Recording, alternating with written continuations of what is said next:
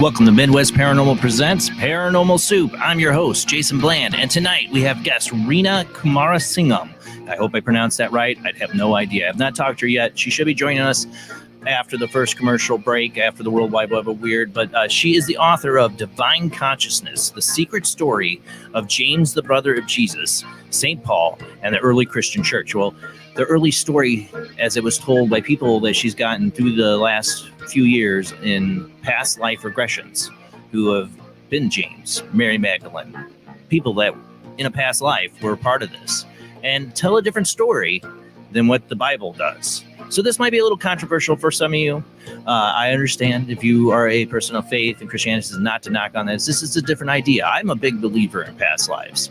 I've had my own experiences that makes me a believer. I'm not a Christian, but I do believe Jesus Christ was real. I think there's a lot of evidence to say that.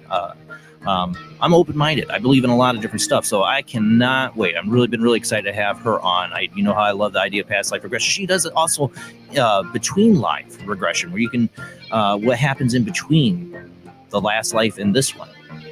That to me is I don't think we've had anybody to talk about what happens in between, so that's going to be really interesting. Of course, we got a lot of weird to get to in the World Wide Web of Weird, and yeah, we're approaching November 3rd here, Tuesday. It's going to get maybe a little too weird for my taste. I don't know what's going to happen. I know the stress is out there. Let's let go of that tonight.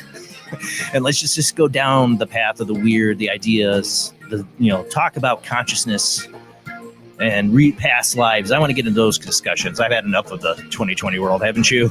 I have. So let's explore the unknown and let's go rolling right on into it.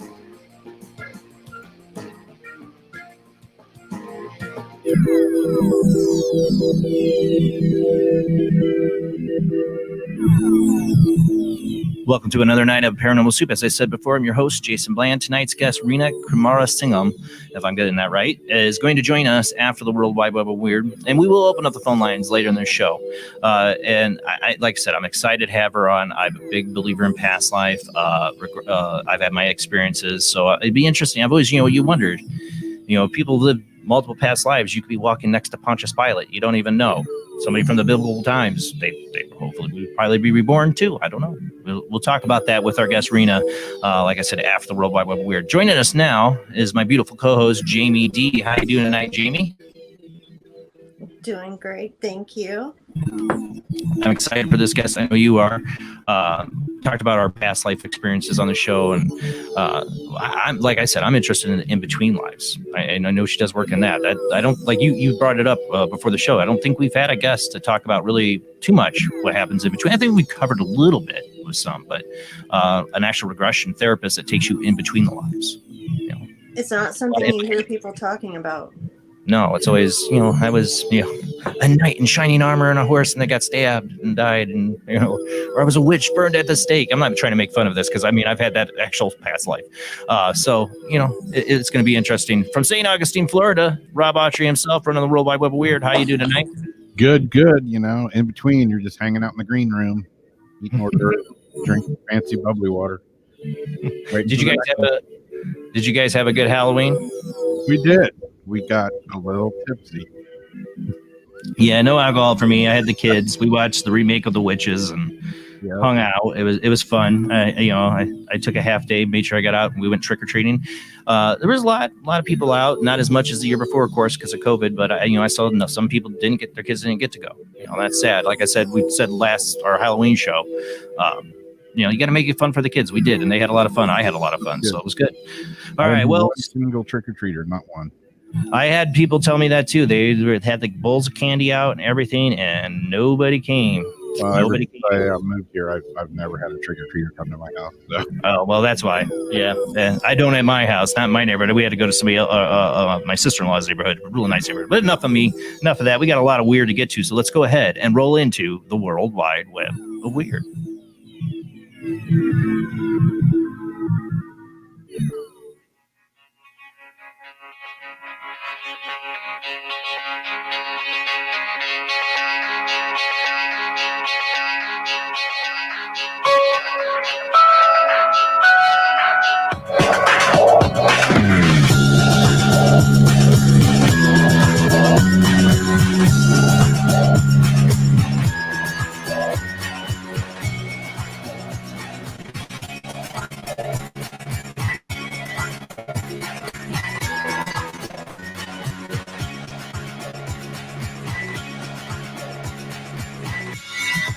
Tonight on the World Wide Web of Weird, I thought I'd get back to a story we covered. I think it was last Valentine's Day, or maybe it was a Valentine's Day 2 years ago, about a man who's dating ghosts. I think it was last Wednesday we talked about the British woman that's been on a popular British show. Let's talk about her bad experience with her ghost, him going off and doing drugs and cheating on her bad ghost.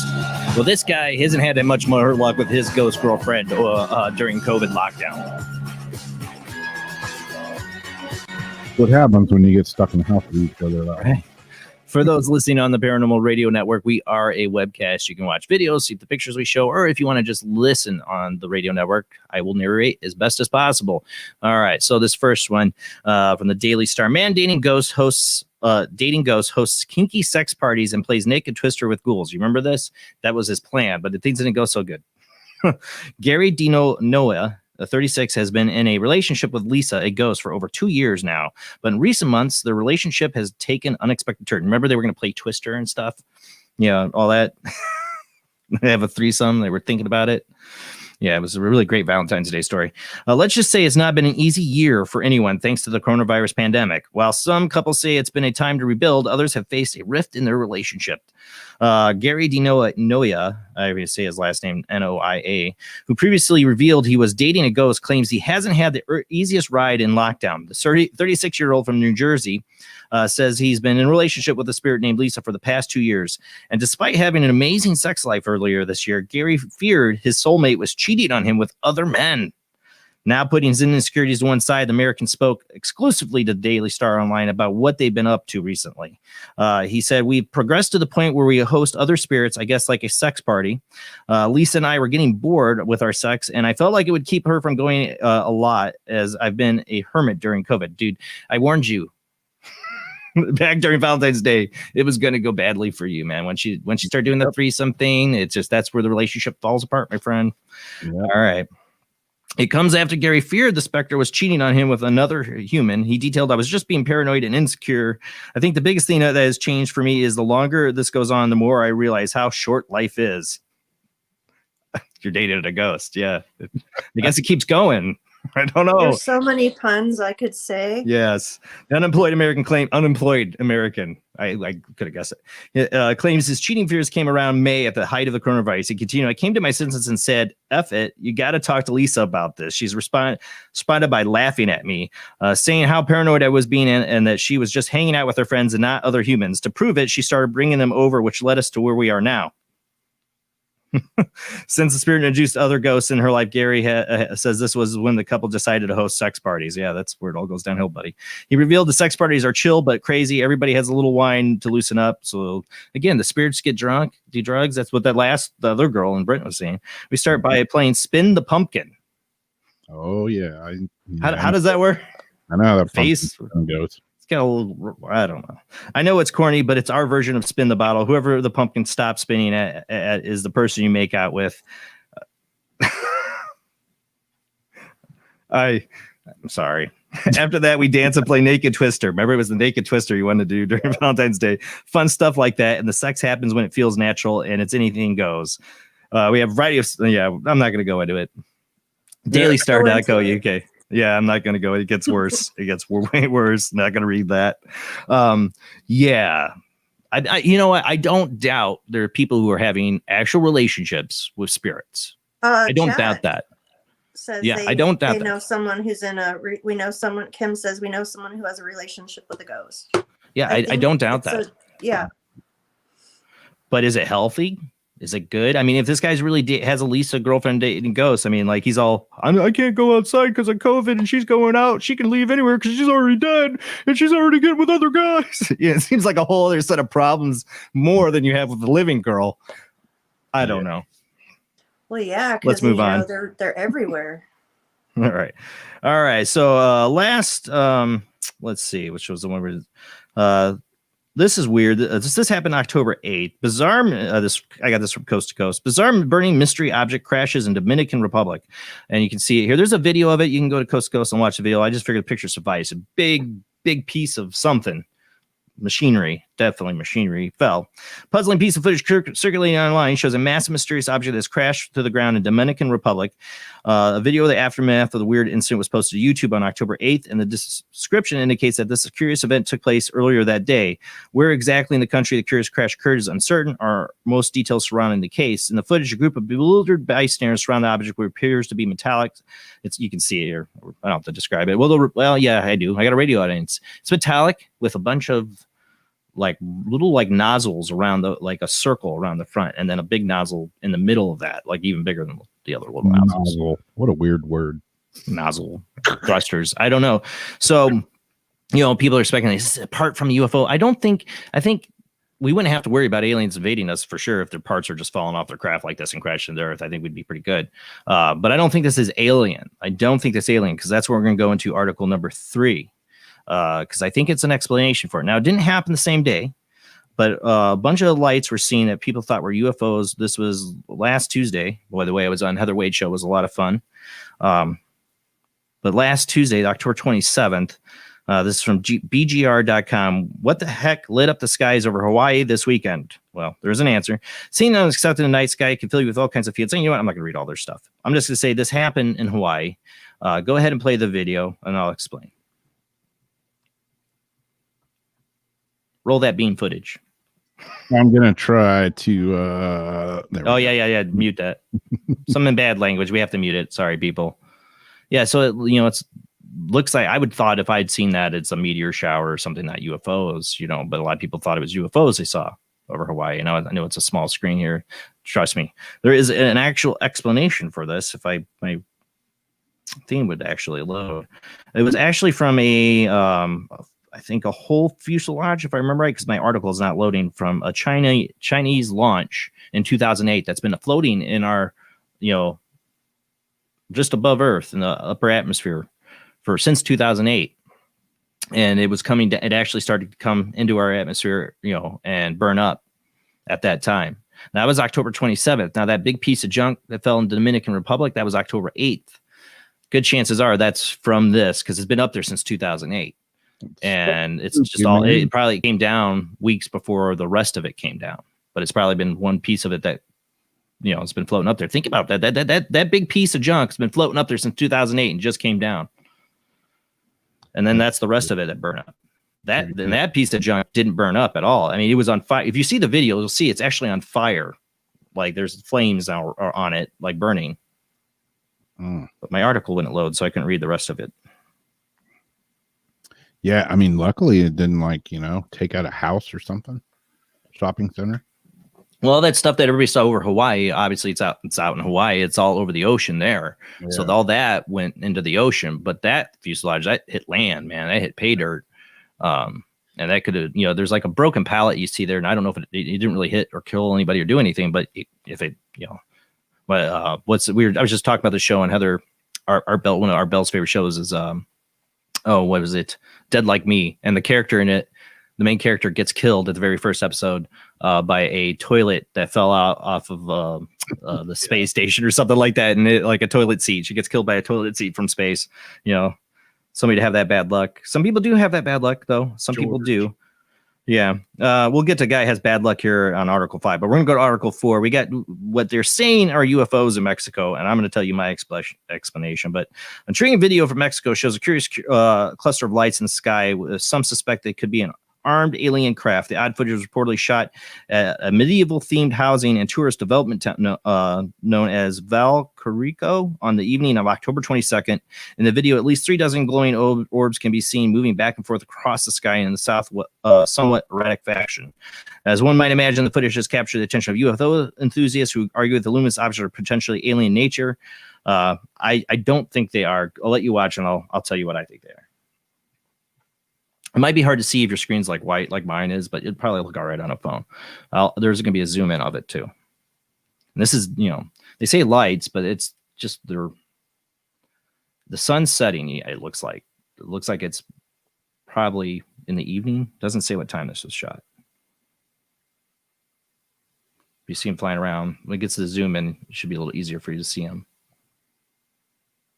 Now, I've seen a lot of these videos over the years to say this is UFOs. I honestly think it's just the way the light from the sun hitting birds, seagulls flying around. It does seem odd how they fly around, but if you live where I live and you see seagulls, they do this thing where they fly around in the sky in all crazy patterns looking for food to pick up. That's a lot of them. I'd say 100%. I think it's seagulls. If I could play copyrighted music, I'd be playing Flock of Seagulls right now, but I can't. Mine.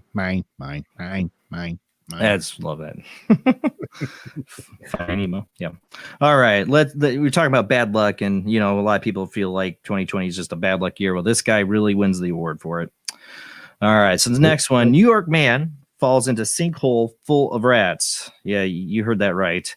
A man who'd been waiting for a bus was unaware of the nightmare scenario he was about to experience. Over the years, we've heard stories and had seen CCTV footage of unsuspecting pedestrians falling into sinkholes that have suddenly opened up beneath them. But for one New York resident recently, such a scenario came with a terrifying twist that made the nightmare even worse. 33-year-old Leonard Shoulders had been waiting for a bus in the Bronx, New York City, when the concrete underneath his feet suddenly collapsed, causing him to fall into a large hole. If this wasn't bad enough, he found to his horror that he was trapped in a space filled with rats. Having suffered from a broken arm and a leg from the fall, he was unable to climb out. However, his newfound companions had also made it difficult for him to call out for help. He couldn't move, and the rats were crawling all over him, said his brother Greg Wright. He didn't scream because he didn't want the rats going into his mouth. Oh my. Fortunately for firefighters, were eventually able to free him from the hole, but not until he had been forced to lie there for over 30 minutes surrounded by vermin. While he's now recovering in a hospital, it's an experience he's unlikely to forget anytime soon. I'm guessing he probably fell flat on his back, and then these things are all crawling over him. Oh my God. Oh, it makes my skin crawl just thinking about it. I have a snake phobia. To me, the worst would be falling and be a bunch of snakes. But luckily, rats, anybody. I don't care if you're like, oh, nice creature. Could you fall in a pit of rats? You're going to. I'm How he kept his mouth closed. Oh, yeah. This guy's going to get a lot of shots. And then you're like laying and yeah. Yeah, a lot of shots. Definitely probably rabies shots. Oh, my God. This poor soul. I mean, just count your blessings. You didn't fall in a hole with a bunch of rats. This guy's having a way worse year than any of us. I know a lot of people talk about 2020 have a bad year. That guy he wins the award. Poor soul. I gotta cut my lawn. It's all overgrown. Oh yeah. Well, I fell into a pit full of rats. So yeah, a pit full of rats. And he couldn't open his mouth because there was so many of them that you got to think about that. The reason he wouldn't open his mouth because there were so many of them. He didn't want them to get in his mouth. That means that's that many rats. It's like put that image in your little noggin. Yeah. There's no Joe Rogan there waiting to give him a prize for doing it. All this guy got was a big hospital bill. It would have made a great episode of Scare Tactics. Would the city have to cover that though, since he fell through though? I'm sure a lawyer will get involved and that'll be the case. All right, let's move on before we run out of time. Got to sue for mental damages. This is from Ottawa CTV News.ca. Century-old theater in Pitcairn, Ontario, looking for its very own ghost. The Regent Theater in Prince Edward County is joining a theatrical tradition and having its very own ghost, and it could be you. The Regent's Theater sits on Pitcairn Main Street in downtown Pitcairn, Ontario. Did you say Pitcairn? Did you say it? And usually hosts everything from concerts and plays to movies, and it also serves as a community space.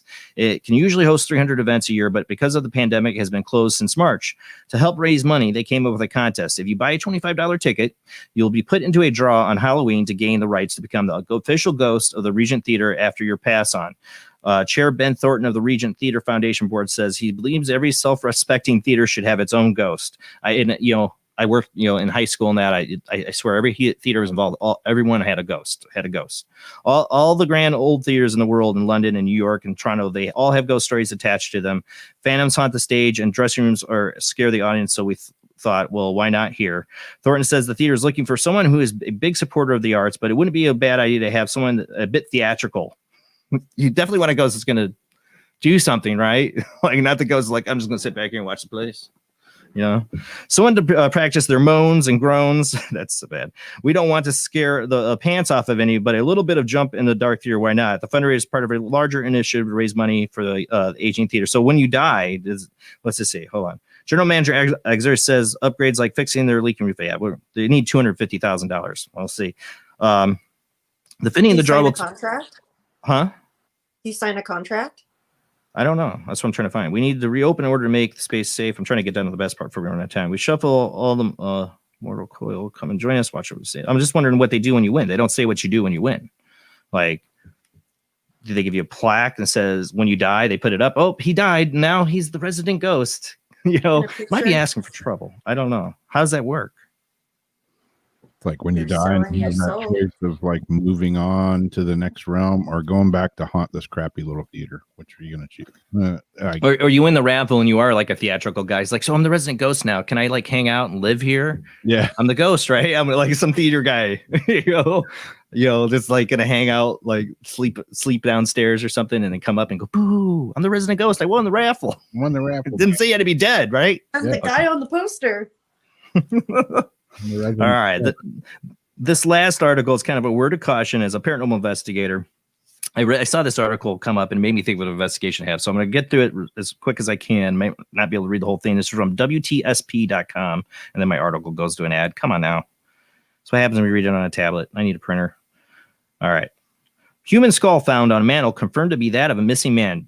Junior McCann's skull was found years after he disappeared in 2012. What happened to him remains a mystery. A skull sat on someone's fireplace mantle more than a year has now been identified as that of a Morgan County man missing since 2012. Ninth Judicial District Attorney General Russell Johnson said records confirm the skull is that of Junior Willie McCann, 79, missing from his home in Gobi area of Morgan County since September 2012.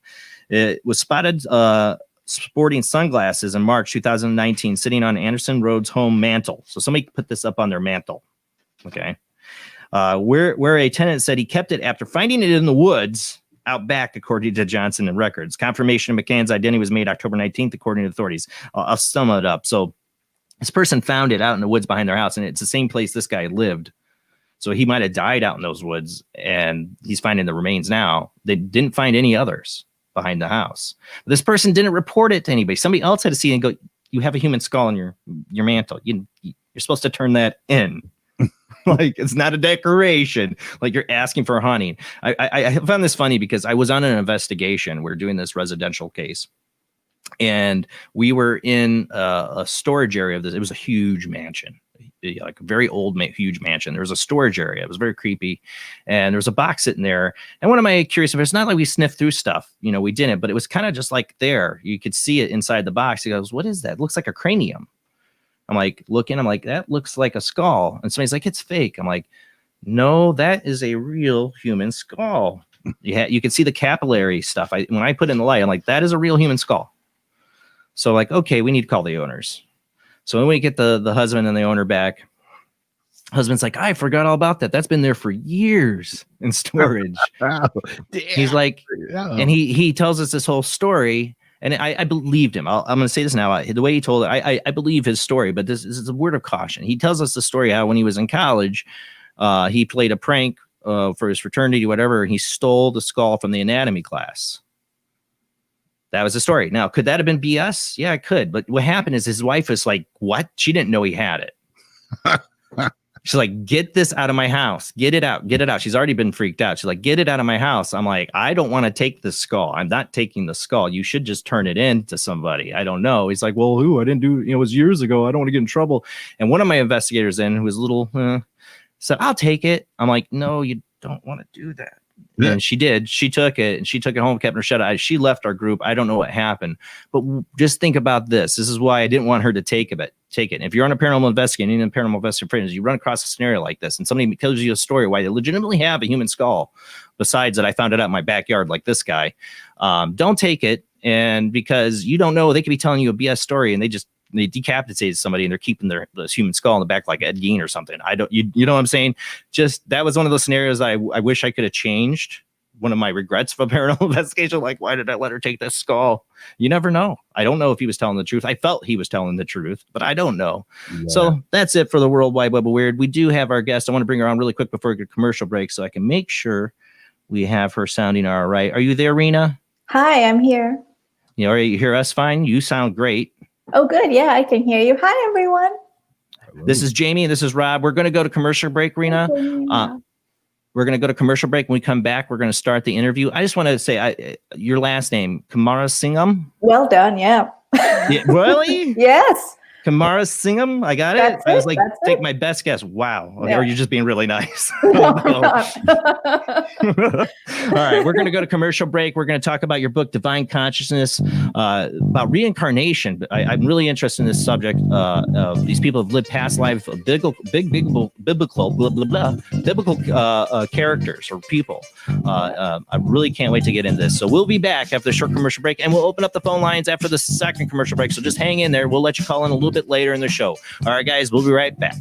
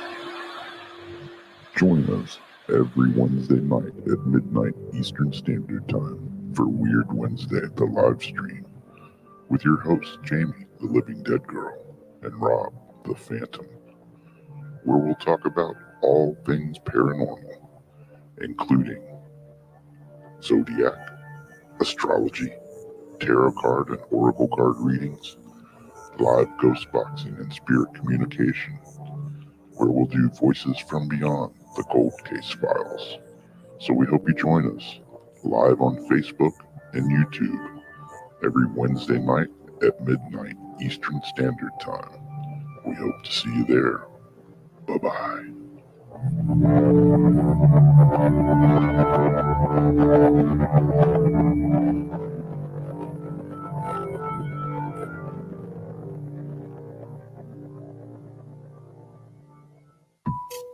Since 1948, Fate magazine has brought you reports of the strange and unknown, all of them true. Fate Radio is carrying on that tradition, bringing you the unusual, macabre, strange, and bizarre. Join host Kat Hobson Sunday nights from 8 to 10 p.m. Eastern on WBHM Digital Broadcasting.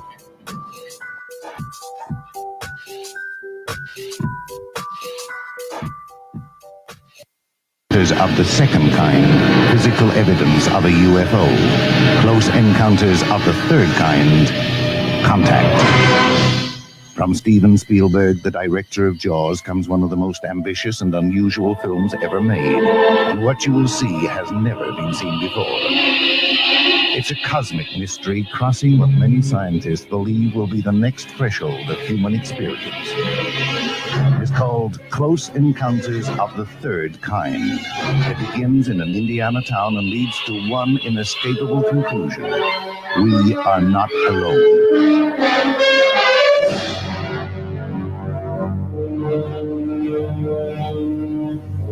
Close Encounters of the Third Kind. Certificate A. Now showing at the Odeon, Leicester Square.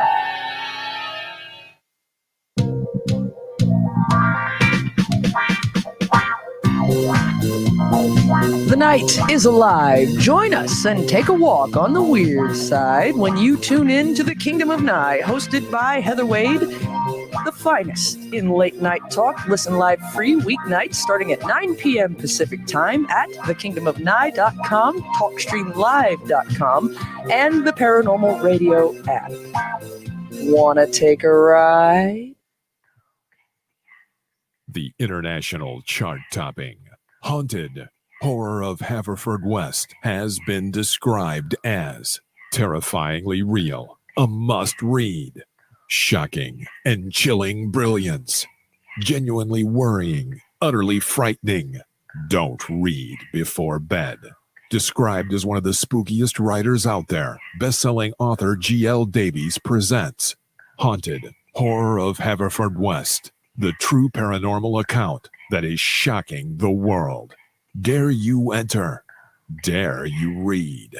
Haunted Horror of Haverfordwest is available on Amazon, Barnes & Noble, Kindle, and wherever books are sold. Pray you never have to live there. Do you like rock and roll? Do you enjoy a good story? Wish You Were Here, a rock fantasy, is a book inspired by Badfinger. It will not only entertain you, but intrigue you. What is it about?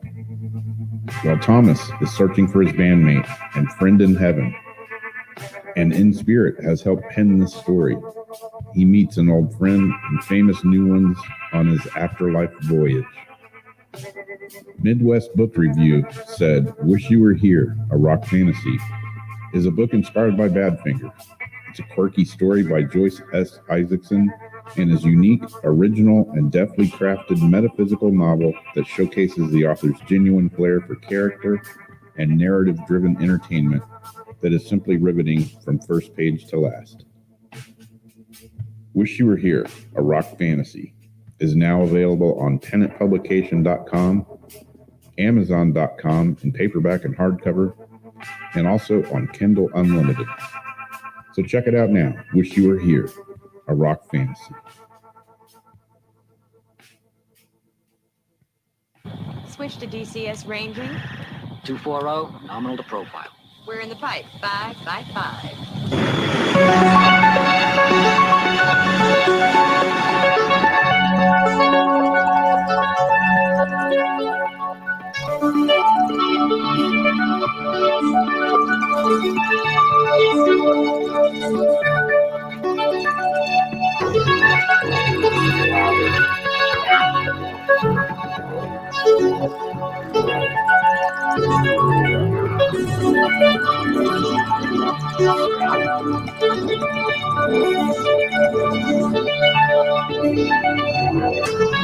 Tonight on Paranormal Soup, our guest is Reena Kumarasingham.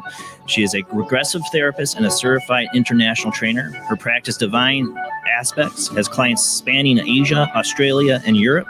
She has given talks internationally, including for the World Congress of Regression Therapy in Turkey. Reena's book, Shrouded Truth, was a winner at 2018's International Soul Bridge Body, Mind, Spirit Book Awards in Christian Spirituality, Mary Magdalene, Gnostic and Apocryphal category, and finalist in the Reincarnation category. Reena is also the author of Divine I Am blog. She lives in Salisbury, UK. I always am very appreciative of my guests across the pond that get up very early in the morning to come on the show. So very appreciative appreciative of her. We're going to talk about her book tonight. Some of her books I got to get into because I just started reading Divine Consciousness, and I can't wait to get into some of these other books she's also written. But Divine Consciousness, the secret story of James, the brother of Jesus, St. Paul, and the early Christian church, through past life regression, from people who've experienced these lives that they lived as either James or Mary Magdalene. She has another book, Shrouded Truth, Biblical Revelations, Past Life Journeys. And then her other one, I want to read this one, the Magdalene Lineage, Past Life Journeys into this Sacred Feminine Mysteries. Somebody who lived as Mary Magdalene in a past life, and that whole story. And it doesn't go with the biblical, what everybody knows is the biblical story. So this might be a little controversial. I just implore you to open your minds to other concepts and just keep an open mind about this tonight, because this is a subject I really dear to my heart. I have my own past life experiences. So let's go ahead and get rolling right into it.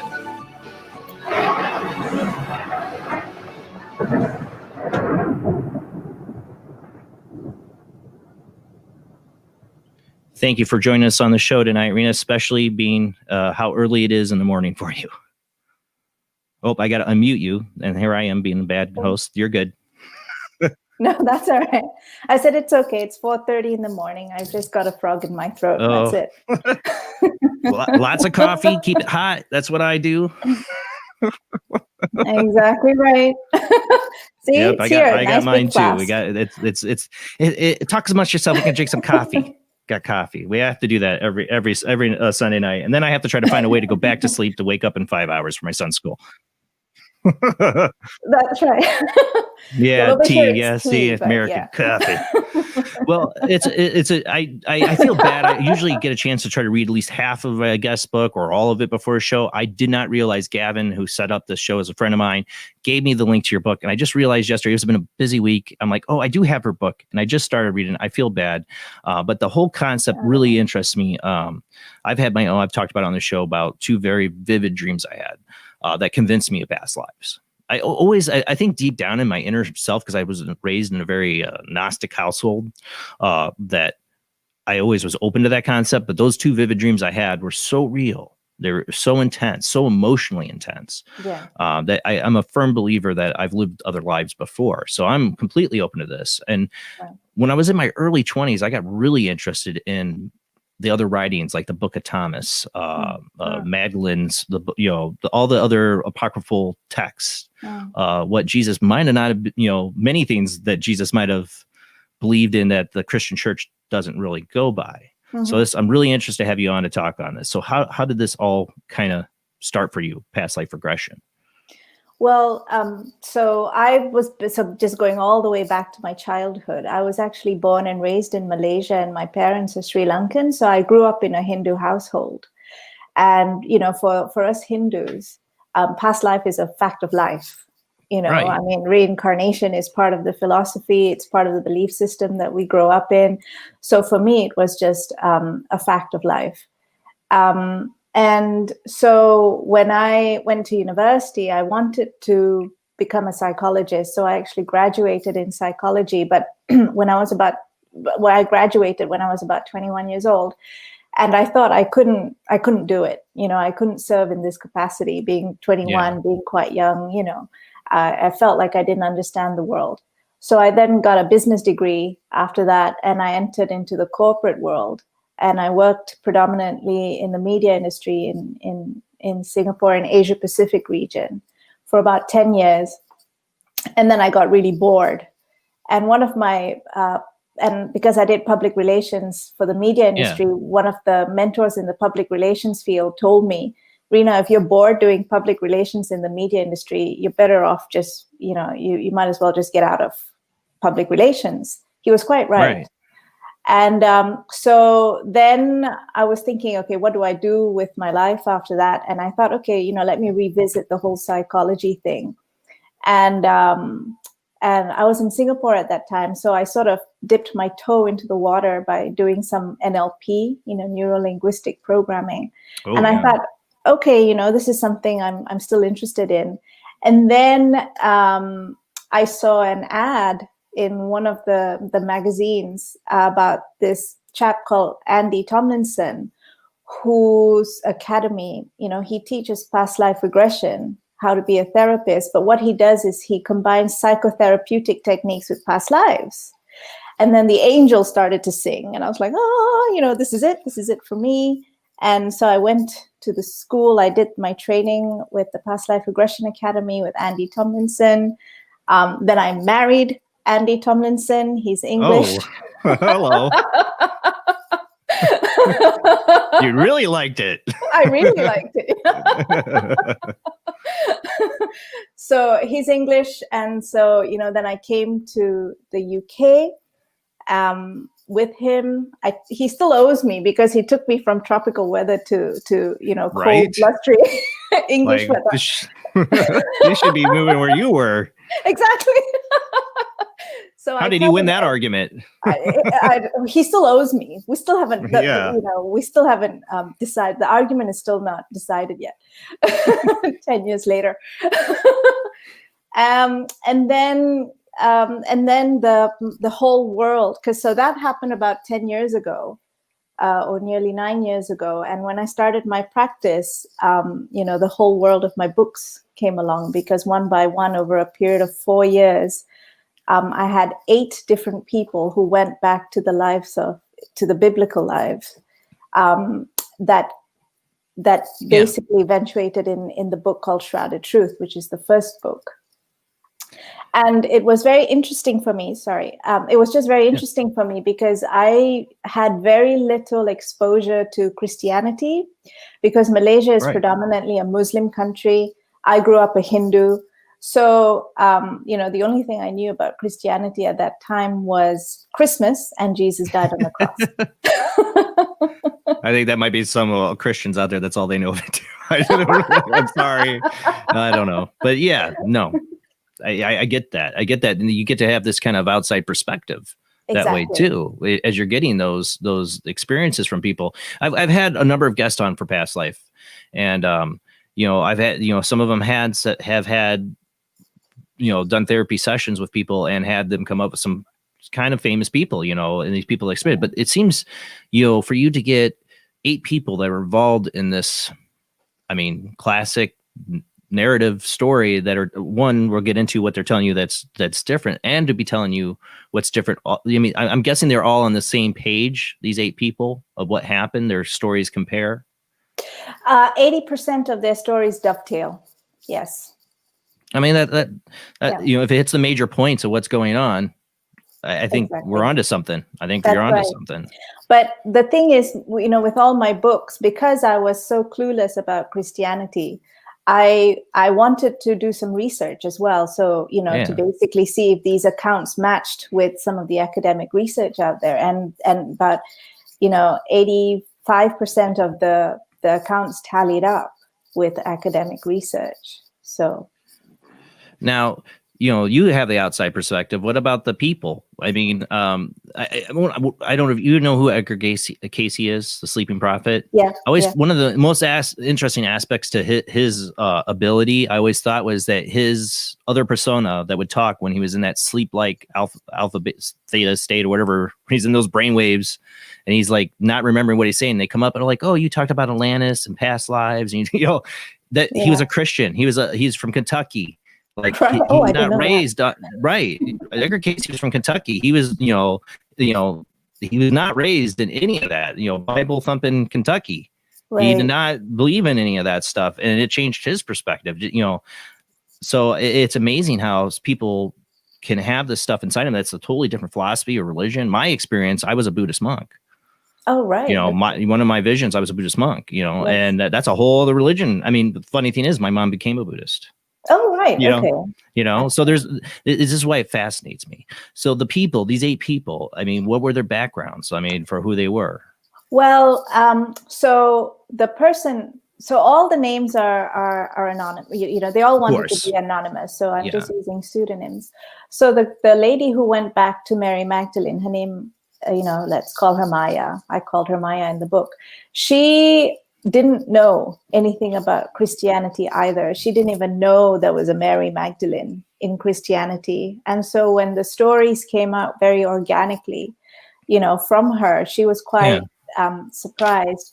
I mean, there was in Shrouded Truth, I also regressed someone who went back to the life of Thomas. Now, she is an American lady who was living in Denmark.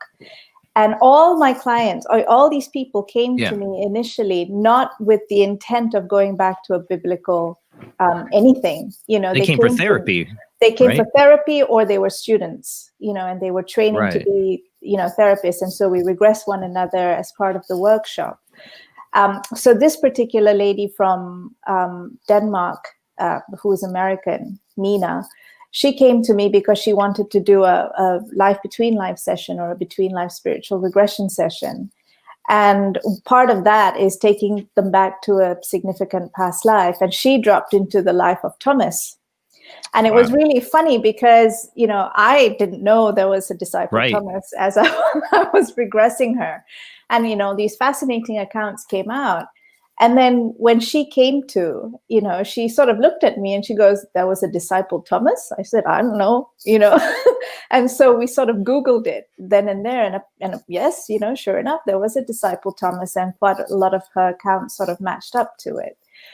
But then we also regressed someone to the life of Martha, who was Mary Magdalene's sister. She was quite well versed in Christianity, you know, in all the different facets of Christianity. The person that we regress back to James, that I regress back to James, she kind of knew a little bit, but didn't know too much. So, you know, I think out of the 8 people, and then Paul, that's right. The interesting thing about Greg, who we regress back to St. Paul, he didn't know much either, right? So he was more, he knew more about the mainstream narrative.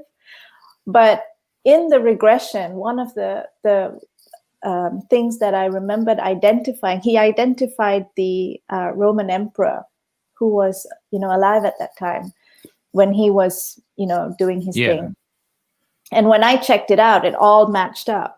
You know, when I did the research about, you know, the Roman emperor and everything else, it all matched up to the timeline. And he didn't know anything about that either. Right. Like he's just going to pull that out of his hat. Like, I know who the Roman is, like, unless he's like really biblically versed. I'm not, I wouldn't know. Exactly. You know, but he's not, you know, he's not. Yeah. So it was very fascinating because they came from all, you know, different knowledge bases, if you wish. And it was just fascinating. It was just different really parts of the world too. It wasn't just like in the US or UK. No, they were all different parts of the world. A couple of them came from the UK. Some of them came from Asia. Some of them came from the US. So, you know, we had a nice, and the only thing in common between all of them was me. Like they came to me for sessions, but you know, like, they didn't know one another. And like you said, you didn't go into it looking for them being apostles or being a part of this story. No. This came up just during therapy. I was supposed to have on next week, but just so you guys know, next week there's no show because I have a work meeting that night, sadly. But the guest I was supposed to have on is a recurring guest, is Chris Lee, who does past life regressions. I thought it would be a great follow-up to this, to have him back on, talk about what he's been doing. And he did past life regression on me, and I found it really interesting how it worked. And it was my first regression. We did it over Skype, over the phone, and I had some interesting experiences. And, you know, what's interesting about what he does is that, you know, he's like, if I show you, he focuses on ailments. Like if you have like your fingers have arthritis pain or your fibromyalgia, you know, where did that stem from? Could it stem from a past life? And if you find, you know, the past life that's connected to it and experience it, it actually, he doesn't say cure, but how did he say? It's not a cure, but treats or relieves that symptoms. Yeah, it's transforming the energy so that it doesn't bother you as much anymore. Yeah. Is that kind of what your therapy is like? Does it address things like that, really? Oh, yes. Yeah. I find that so interesting. The way I describe it is people come to, you know, a regression therapist for 2 reasons. One is past life tourism, which is where they want to just go and explore past lives. And it's just a fun thing to do with, you know, a little bit of transformation here and there. But a second reason is for deep healing. And a lot of the times, you know, it's almost like doing trauma work, because, you know, when someone is actually faced with a challenge like whether it's phobia or whether it's right, osteoporosis. When I was doing my training in Singapore, we have a general surgeon from the Singapore hospital who was training with me, and he was, he's taken this into his work in the hospital. So, phantom pains he's worked right. with, IBS syndromes he's worked with a lot as well. So it is really doing trauma work and transforming the trauma so that the body releases the trauma and gets a deeper insight into what's actually happened, thereby, overcoming the challenge that it's been facing. Well, one of the arguments always in reincarnation is that you're your memories. That how can you be somebody else? Who you are is all your memories, but there's something in a subconscious or in our energy fields that's held on from these past lives. Those memories are still there. That's what that means. That's what it says to me. That's right. That's exactly right. The thing is, even scientifically speaking, we don't know. I think we only know about 20 or 30% of what our brain and our minds are capable of. Consciousness, there's still a big debate out there whether consciousness is within us or whether we can tap into a greater consciousness, right?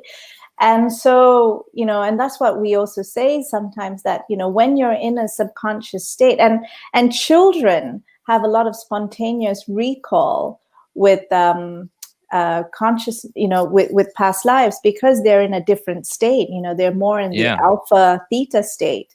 But as we grow up, our brainwave changes to what it is now, which is more, beta delta.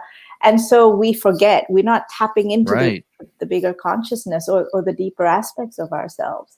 And so, that's why when we do the work, like I do the work via hypnotherapy, so we put someone into a more hypnotic state.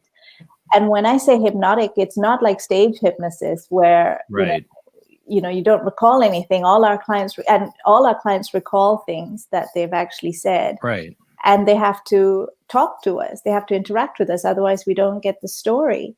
And so the way I describe it is that, what we do with hypnosis is we relax the conscious mind so much. So, say if you're driving a car, and we're conscious, the conscious mind is in the driver's side and the subconscious mind is in the passenger side.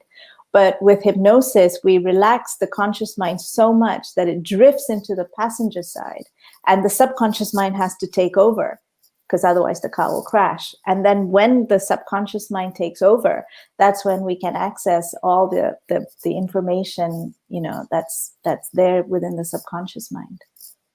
Well, driving a car, it puts you in a hypnotic state. It's a great way to put it. It puts you in a hypnotic state, because how many times you've driven somewhere like, wait, how to wait? I just missed like the last. I totally dazed off. How was I driving? Exactly right. Everybody's experienced that, I think, and scared themselves a little bit. That's oh, I don't totally was in the drifting off my own mind, but your subconscious was driving along just fine. Exactly right. And you end up there safely. Yes. Mm-hmm. And the thing is, a lot of people get very frightened of hypnosis because of, or wary of hypnosis because of the stage hypnotherapists and, what they do for entertainment, and it's a lot of fun. But a lot of us actually have been in hypnotic states just naturally. And hypnosis is just a process to get you there.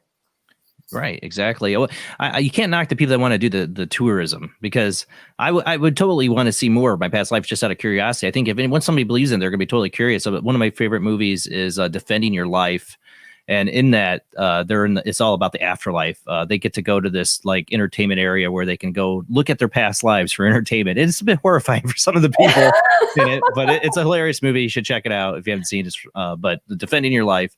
But the therapy part of it, that part could get really intense for people. I experienced that a little bit with Chris, because he was focusing on my fingers, because I was getting throbbing pain in my fingers. I'm only 41, and I know I'm having arthritic problems, but he's like, well, let's take it to past life. And in that, I was I'm consciously aware, like you said, of it, everything going on, and I remember everything. But I was a woman who was chained up for accused of witchcraft, and they basically, because I fought them, they broke my hands like Misery style, just smashed them. Yeah. And I was in these chains. I ended up, and my neck problems was tied to my neck problems because I ended up putting a chain around my neck and hanging myself in it. So, and I still, right now, as I say that, my neck hurts more. See, and it didn't relieve it. See, Chris is like, we need to do more sessions because it didn't totally relieve what happened. It did with my fingers though. The throbbing in my fingers really hasn't been an issue anymore.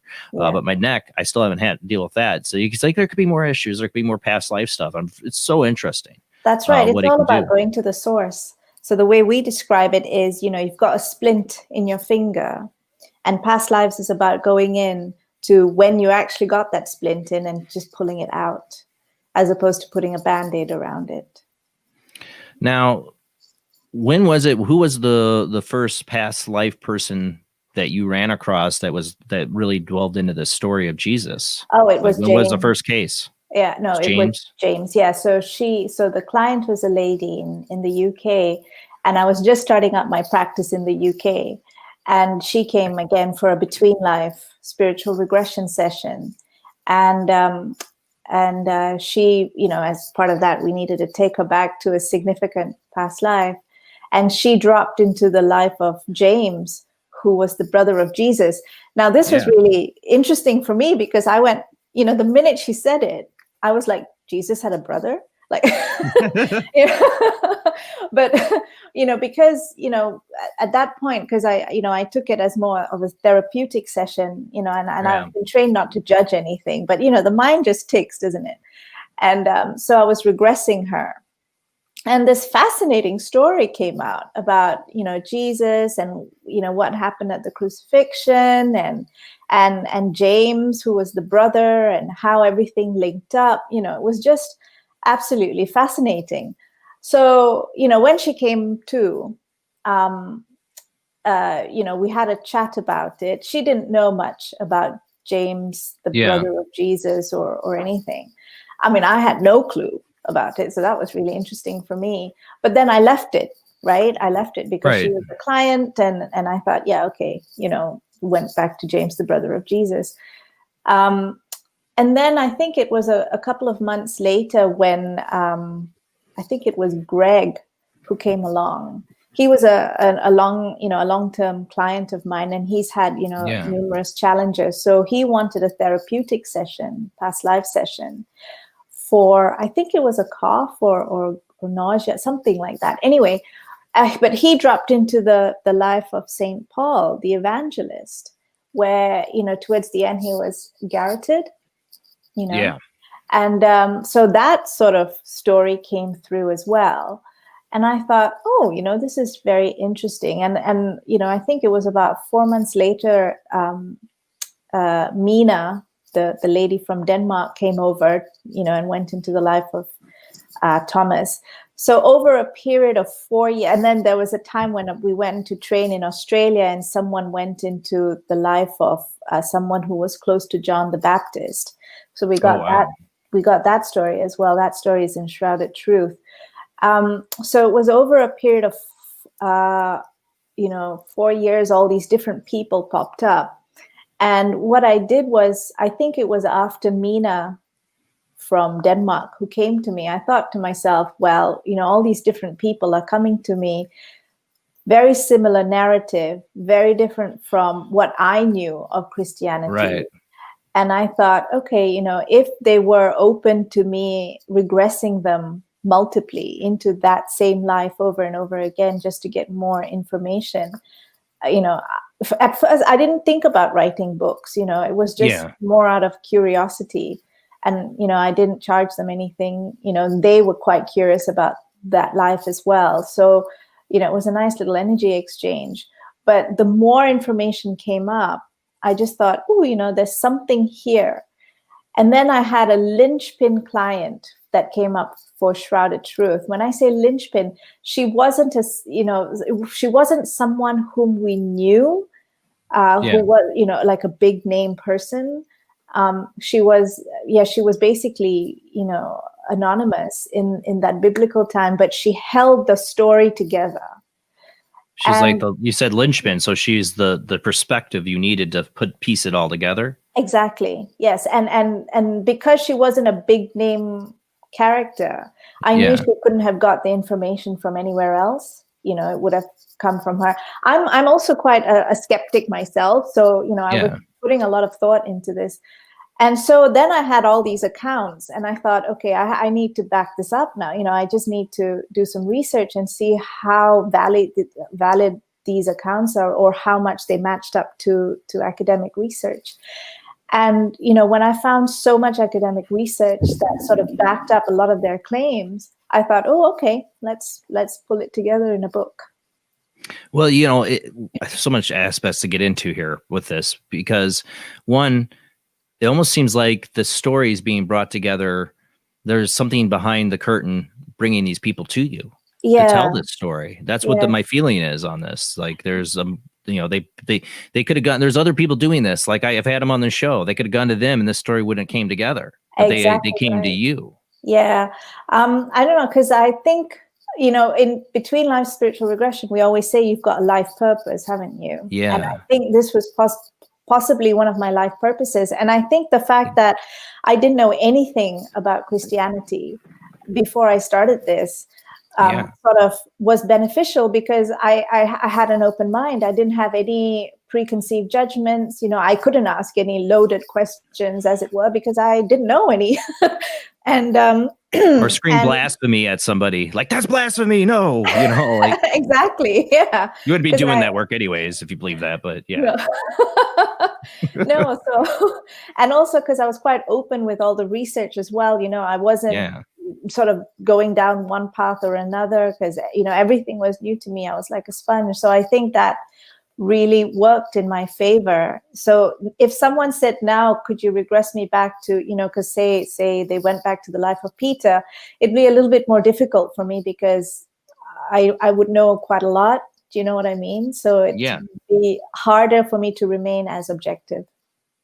Well, you know, when I said before, I got really interested in the early life of Jesus and the early Christian church. It all happened one night when I watched, it was my 20s. I had watched The Last Testament of Christ with, I'm forgetting his name, and I love the actor, and there's a reason I watched it. The guy who played Christ, and I've totally lost it. My late night brain totally lost it. Last Testament of Christ. It was a very controversial movie in the 70s. Oh God, help me out, Rob. Come on, you got to know this one. He would have been an awesome Joker. I can't think of the guy. But anyways, the main premise of that story, it was Martin Scorsese's take on Jesus Christ. And it was very controversial at the time, because there's a whole, not to ruin the ending, but like we already kind of know the ending of the Jesus Christ story. He's tempted by Satan at one point, like in the Bible. But in this, the temptation almost looks like maybe another explanation of what happened to Jesus, because in this, he doesn't die on the cross. He goes on with Mary Magdalene. They have children. All this, he's given this, he lives like this whole life and everything, and then the world like falls apart, and he's brought back, and there he is on the cross, and that's why he died. So you got to see like an alternate version, but some people were very offended by that. But it got me really, that for some reason that movie hit me really emotionally. I don't know why. And I got really interested in Christ and a lot of the early teachings, the Book of Thomas, the Book of Magdalene. I got into a lot of that stuff. I mean, like your client that brought up Thomas, he's like the fifth Beatle of the Bible. Like not many people knew him, you know, and he kind of like just got swept off the side. But it's a very interesting take. If you read the Book of Thomas, it's a totally different take of Christianity than you're used to. And for you to have a client that's to say, I'm Thomas in this session and know these things and not have any previous knowledge of it is pretty incredible. Yeah. And the thing is, you know, when I was doing my research, the Book of Thomas was actually, if you look at, you know, all the current, you know, Gospels in the Bible, they were written a lot later than the actual Book of Thomas. The Book of Thomas was the earliest written book. And therefore, a lot of academics are actually saying that was like, you know, that is the book that's closest to the original teachings of Jesus during that time. I mean, one of the things that came out in my regression with Thomas was, you know, the symbol of the cross, right? Yeah. Like, because, you know, like one of my, when I had limited knowledge, you know, Jesus died on the cross, and I knew at that time, because I'm a bit of a history buff, I'm a history geek, I do like my history. You because the the cross, was a way to execute and to torture and execute like the vilest of criminals, during that time. And so I always thought that was, it was a bit odd for me. It didn't sit very well with me that, the Christians would sort of worship the cross, as it were. It's like putting an electric chair. It's like putting an electric That's chair right. as your That's exactly right. But then when I was regressing Thomas, he gave a completely different definition of the cross just by what he was explaining. And this was when Jesus was alive, because he and the group of Essenes, Jesus followers, what they did was they linked hands, and they linked, from the sky to the ground and left and right, and so it was all about connection with the oneness, with the spirit, with the earth, and with one another. So that was the whole explanation that Thomas gave about the cross, and that really sat well with me, because I thought, okay, this makes a lot more sense than the electric chair. Right, exactly. Yeah. It had meaning before the crucifixion. Exactly. I always was really interested in the scenes in that. By the way, Rob, thank you here. William Dafoe. William Dafoe is the answer to that question of Last Testament. You should see it if you'll be interesting to take. Yeah, I will that final scene, because what we'll get into tonight is like the way the story, the ending definitely goes in a different direction. Yeah, it sounds very similar to the ending of mine. Yeah, that's what I mean. Yeah, the ending of it goes in a different direction than your typical biblical story, at least in that part. And then they bring it back. I don't know if Martin Scorsese, I think, was trying to communicate maybe an idea. That's what some people think of what maybe might be the story, and then pulled it all back, and you have the ending with him dying on the cross. Right. That's the thing. So with that, you say that 80% of their stories match. The big thing they all are saying, let's just get to that now, is that Jesus didn't die on the cross. That's right. That's right. And that he was actually substituted. Yeah. And poor guy substituted. Yeah. And so the linchpin, that I was talking about was the daughter of the person who was substituted on the cross. Oh, wow. That's right. And that's when I went, oh, whoa, and that's when something clicked in me. And the person who orchestrated the substitution was James, the brother of Jesus. Because, just getting into the story that came through all the books, actually, is that Jesus, unlike the traditional narrative where, Joseph was a carpenter, Jesus' father was a carpenter.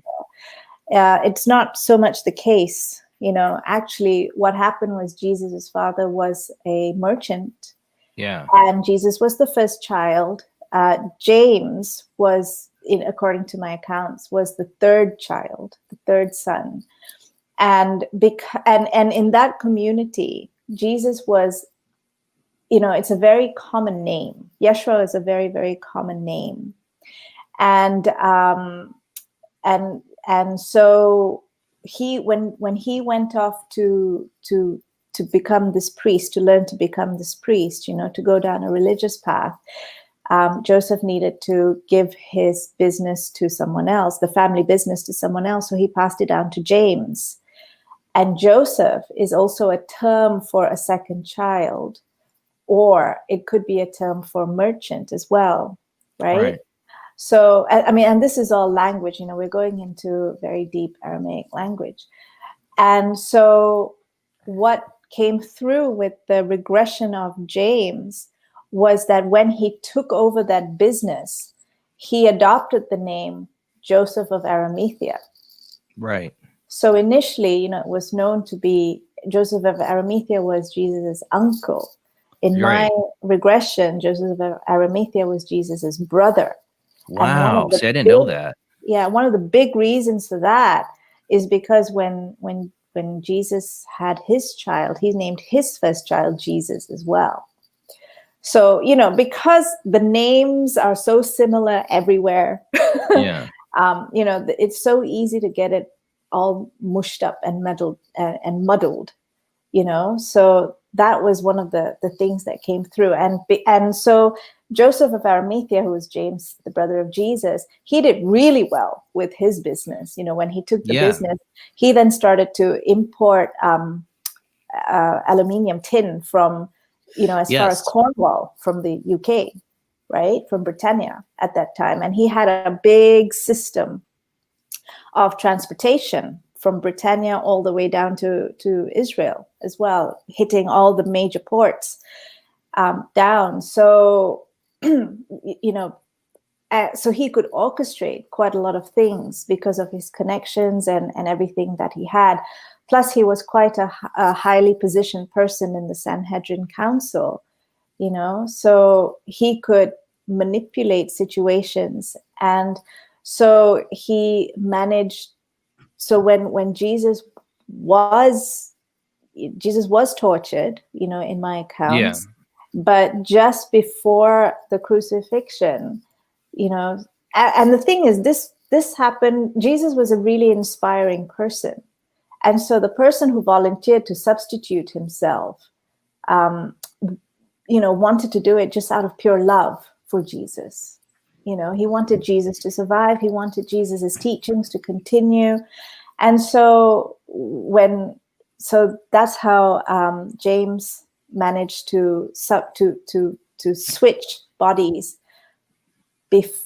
after the torture, before crucifixion, when nobody could recognize Jesus's face. Well, if you think of the biblical story, it would tie a lot of things together, because it does, if you read between the lines of what's happening with the Last Supper and Judas, is Jesus sets himself up. He sets himself up. And if you're going to set yourself, if you're going to try to pull off a switcheroo and a whole scenario and you have it planned, then you're going to want to control how it happens. Exactly. So, and that's exactly what happens in the Bible. So I that's very interesting, scenario. Yeah. I mean, I've heard, there's read a lot of different stuff, and I've heard about, the possibility of Jesus having children, Mary Magdalene ending up in France. With those children. And that there's like even a bloodline now of Jesus, and that's been done in movies, and Dan Brown kind of went off on that too, even though I don't like the Da Vinci Code, it's a horrible book. But sorry, to me it's the worst writing, but the concept was good. The concept was very interesting. And that's what we're getting into. And it's like some stories have to be told, and I really feel like these people are coming to you because the story has to be somewhat told, that's what it seems like. Now, you talk about Joseph. One thing I wanted to ask too, though, with Joseph of Arimathea, if he was James, one of the things I heard is Joseph of Arimathea had the tin mines, the whole chain of his business, basically. I mean, that's what it was. Also went down into Asia or India. Yeah, that had some connection there. He might have had, but that didn't come out in my story because he didn't. So we didn't have much to do with Joseph of Arimathea in India. But Thomas ended up going to what we suspect is now Tibet. But, at that point, it would have been India as well. That whole region. I don't want to get into any political conflict because of this, but into that whole region. And he was working a lot with the monks. So this bit was a bit interesting because he also did say that he was Jesus's twin, and now because of I've heard that. Yeah. So, and he called himself Jesus's brother. So what wasn't clear there is, with the Essenes, which was the community that they all lived in, everyone was a brother and everyone was a sister. So whether he was, a related brother, or whether that was really a twin, or whether he was like a community spiritual brother that had very similar features to Jesus, that wasn't so clear in the book. But he was very doubting. He doubted everything. Doubting Thomas. Yeah. He doubted everything. But what I really liked about his story was he didn't sort of take things from the external.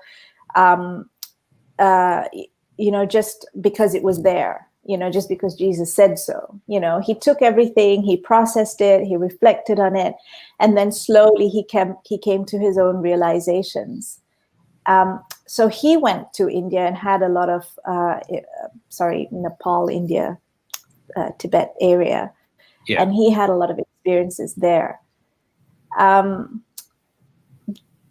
In my accounts, Jesus didn't go to India. Now, that doesn't mean to say that he didn't go at all, because I didn't get the story, because I didn't regress Jesus. I didn't get the story. There's a number of, everybody talks about the missing years. That's right. I didn't get where that. did he go? What did he do? Yeah, may be coming. Maybe they'll send somebody your way. Well, that's awesome. Interesting. Where did Jesus go? And a lot of people felt that he got a lot of his idea, his spirituality and ideas from other places that he traveled. Yeah. Yeah, exactly right. And also quite a lot of learnings from Egypt. But, he was a Nazarene, which means that he was a priest, like he was one of the high-ranking priests of the Essenes. And, if you actually look at bloodlines, they actually say that, because of various, and I go into this in a lot more detail in my book, that he was supposed to be the king of the Jews because of his bloodline as well, that went all the way back to King Solomon. And but I think what was really pertinent about this was that he, it was just his teachings, right? Like he was just one of the most inspiring people in the world. And he then, inspired everybody, whether it's James or St. Paul the Evangelist. Now, without St. Paul the Evangelist, I know, some people really vilify him. Right.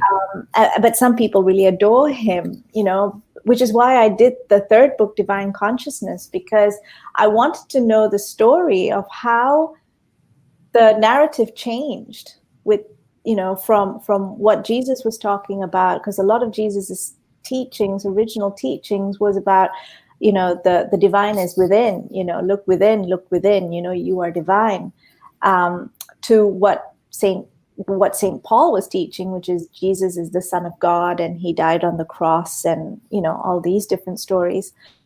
And then you had James, the brother of Jesus, to whom Jesus bestowed his church to before he died, and how and what the difference was with his teachings, which was more that also is backed up with the Dead Sea Scrolls. And the Magdalene lineage talks about Magdalene's life, how Magdalene and Jesus got together. It's just a really pure, beautiful, beautiful story there, with how they got together, how they saw each other. And, that was for me, it was just magic hearing it and writing it. But also how she went to France and laid the foundations of what could be considered to be Gnostic teachings now. Right. Yeah. The Cathars, were an early Christian church that the Roman Catholic Church obliterated because of their teachings. Were very Gnostic in their beliefs. I mean, I got really interested in what you can find in the Cathars, because the Catholic Church did a great job of destroying what we do know of them. But it's interesting that their beliefs were totally different than what the Catholic Church is. It's very deep archetypes, and I mean, there's a lot of deep thinking here about what God is, and it's so that's a whole other subject to get into. Just that belief of the Cathars. Exactly. I mean, the Gnostics believed in reincarnation. I mean, it was also very because the Essenes believed in reincarnation as well, and also when you go back to the Council of Nicaea, which is when all these different bishops got together with Emperor Constantine, and they decided what philosophies, what books to go into, the Christian church that we know of now. There was a chap there called, I can't pronounce his name. Anyway, I might mispronounce his name. Origen, Origen. He wanted to put in the doctrine of reincarnation into the main teachings, but then they decided to push it away. The council decided that no, we're not going to. Reincarnation is not going to be part of this particular narrative of Christianity, and this happened in 300 AD. Yeah, but when it really the whole failure of that, I'm sorry, I think it's failure because I think there's so much even in the Old Testament. I think there's a lot of hints of reincarnation. There is, yes. The Zohar has quite a lot. Yeah, the Kabbalah which is the more esoteric version of Judaism, has quite a lot of reincarnation excerpts. Muslim as well. There is a little passage in the Quran that could hint to reincarnation too. There's a lot of speculation, why churches feared the idea of reincarnation. For the Muslims, for Catholics, mainly telling people you only got two places you're going to go. You're either going to go to hell or you're going to go to heaven, and follow our way or you go to hell. That's a good, powerful tool. That's a powerful tool of control. Yeah. We're not getting political, but look at the politics now. It's so divided because you're evil if you're on one side, and both sides look at you that way. Both sides are guilty of it. That's exactly right. It becomes so divided. You only got one other choice. It's either us, our way, or the hell way. That's right. Reincarnation throws all that out the door. Exactly.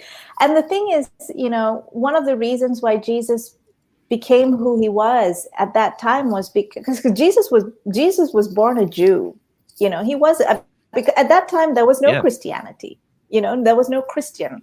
He was in Judea. They were all Jewish there. So he was born a Jew. And he didn't like the way the Pharisees and the Sadducees were controlling the narrative, because by controlling the narrative, they were controlling the people. And he didn't like that. He didn't like the fact that the Pharisees were saying, come through us to meet God, right? Same problem.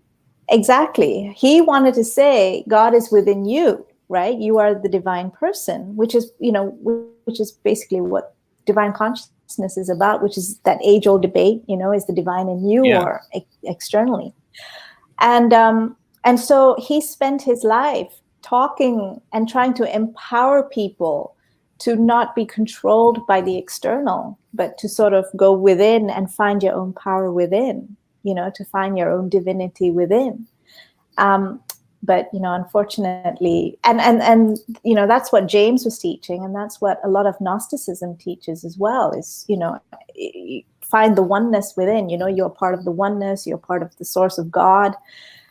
I mean, one of the things I did with my books as well, with divine consciousness, was I took some of the rituals and I wanted to know what the different meanings were and how they came about with the meaning. So one of the rituals I investigated was baptism. Right. Because Joseph of Arimathea, John the Baptist, was he basically wanted this, and Jesus sort of adopted it and agreed with it. And it was interesting because when I regressed that person who was close to John the Baptist, he said when John put his hand in the water, he channeled light into the water. And he channeled the light of oneness and one consciousness into the water. And then when he, baptized someone, it was about reconnecting them to the oneness. And when I regressed, the other person I regressed in Shrouded Truth, but she also came out in the Magdalene lineage, was Tamar, who is the daughter of Jesus and Mary Magdalene. Wow. Yeah. And, we regressed her to when she was about 3 or 5 years old or something. And, there were a bunch of people near water. And when I asked her about it, she says, they're being connected to the oneness. We're being connected to oneness, but it was through baptism. And then when I regressed Paul and we talked about baptism, he then started the story about washing away who they were previously and going down the way of Jesus. And when I regressed James, who was also, a teacher of the church, the original church, he basically said it was connecting them to the love of God, right?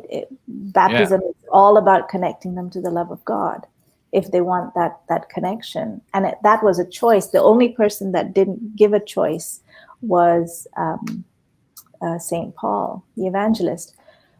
But, in regressing them, there are reasons why St. Paul changed the narrative. And I think they're very valid reasons, whether we agree or disagree with it. But we're coming up on our commercial break, and we're definitely going to get into this. But what I know, and like I say, I'm not a biblical philosopher, but I did have this interest in my early 20s. What I know of Paul is that the difference between him and James is Paul went right to the Romans. Like he went right to the cities to preach, and that's a whole other ball game. It's not preaching to Jewish people; it's preaching to people who are following a polytheistic, pagan gods, deities. It's a whole other ballpark. Exactly. The way and also they didn't like the Jews, didn't they? Because they colonized the Jews. So the way I would see it, if you don't mind me using current political terms, that's all right. Go for it. It's like having someone who is a Democrat going into a Republican place, and vice versa. So it doesn't matter which. And saying my candidate is his message is right, and this is why. Right? That's basically what. You're gonna have a bad time. Exactly. Right. So that was the level of intensity he had to face. So he had to do something to get his message heard, and that's what divine consciousness looks at as well. And that in itself was for me a really fascinating story. Yeah. I mean, you're trying to tell people like, hey, this guy, what I see it is that he had to puff Jesus up. He had to puff him up a little bit. Exactly. Well, if you look at like you said, it was very polytheistic. They didn't like the Jews, because they colonized the Jews, and there was a lot of tension between the Romans and the Jews at that time, and he had to battle divinity. He had to battle external divine beings, and in those days, the Romans were scared of their polytheistic deities because they would get wrathful, they would get angry, and they would punish, right? And they had their own priests and their own religions that were going to not be happy about Paul, and all their rituals. So if Paul had gone to the Romans and said, hey, I know this Jewish mortal, and this is his message of love, nobody would have heard him, right? Yeah. So that's why he elevated Jesus's position to the divine, as in the Son of God. And then what he did was he said, unlike your gods where you have to sacrifice to appease them, Jesus died on the cross for you. And that is the message of love. Jesus sacrificed himself for you. And that's the difference. Yeah, it's a world of difference there. We got to go to commercial break, and we're going to get more into this. And I want to get into, what you might have discovered about Jesus's life afterwards. I know you didn't regress Jesus, but some of these people are witnesses to it, like Mary Magdalene. There's I should look it up over the commercial break if I can get a chance to. There's the famous church in France that a priest might have found something like the body of Christ there and built a whole church or a chapel around it with a lot of weird symbolism. Right. That's been a long conspiracy theory too. And maybe that's why. Maybe his body is there in that chapel. We'll get into all that when we come back from the short commercial break, and we will open up the phone lines to your questions. Remember, guys, have an open mind. I know I have people in here that are definitely Christian. That's, just have an open mind about it. Everybody's got different takes on this. Who knows who's right? But this is why we come here, to open our minds to other possibilities. All right, we'll be right back after this short commercial break.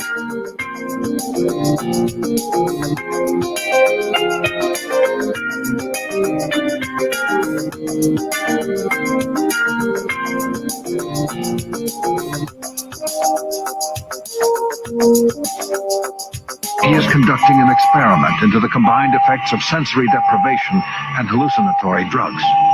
The subject of the experiment is himself, and the experiment is out of control.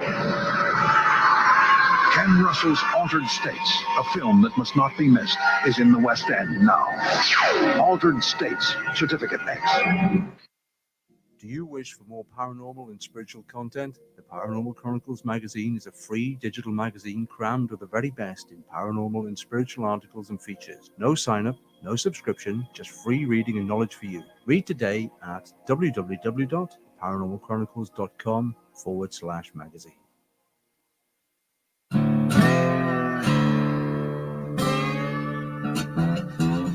Oh, come on. I'm Southern, but... Nope. That'll do. Hello. I am Kat Hobson, host of Paranormal Experience here on WBHM Digital Broadcasting out of Birmingham, Alabama. I enjoy having guests from all areas of the paranormal, from ghosts to ufology to cryptids and beyond. You'll find some of the best researchers in their fields bringing you some great information. Join me on Wednesday nights from 8 to 10 p. Eastern here on WBHM Digital Broadcasting.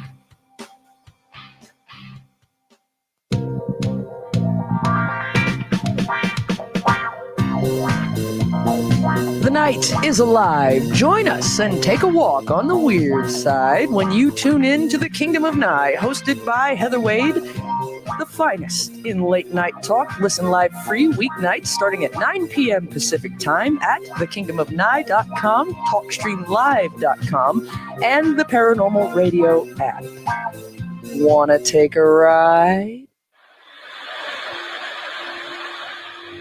Join us every Wednesday night at midnight Eastern Standard Time for Weird Wednesday, the live stream, with your hosts Jamie, the Living Dead Girl, and Rob, the Phantom, where we'll talk about all things paranormal, including zodiac, astrology, tarot card and oracle card readings, live ghost boxing and spirit communication, where we'll do voices from beyond the cold case files. So we hope you join us live on Facebook and YouTube every Wednesday night at midnight Eastern Standard Time. We hope to see you there. Bye-bye.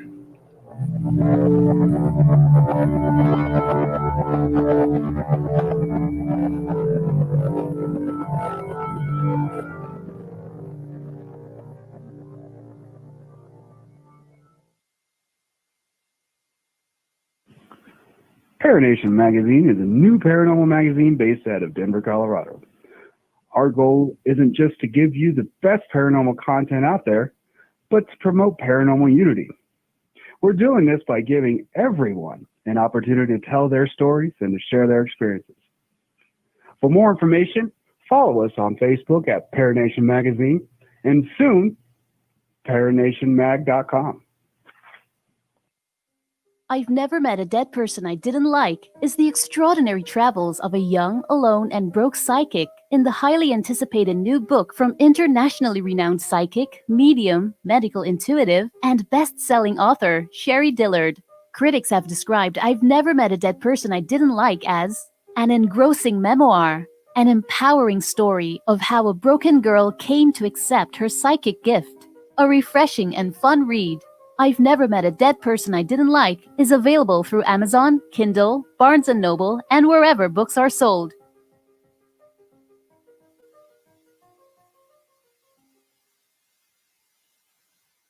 Tired of school? Who was Joan of Arc? Noah's wife? Like to travel? Let's go back into history. Let's reach out and touch someone. Want to meet people in the past? Put them in the Iron Maiden. Iron Maiden? Excellent! Execute them. Otis. Then hitch a ride with George Carlin, Keanu Reeves, and Alex Winter in Bill and Ted's Excellent Adventure from Orion Pictures.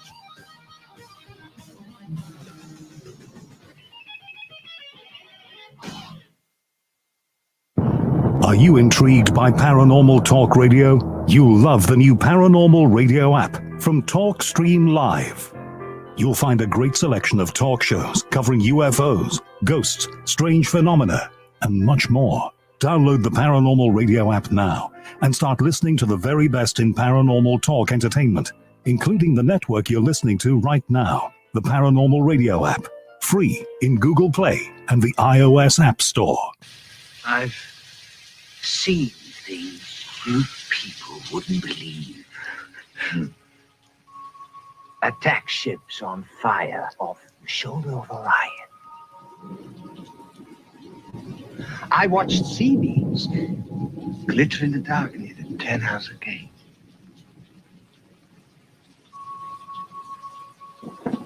All those moments will be lost in time,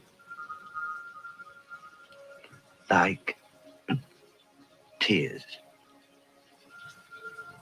in rain.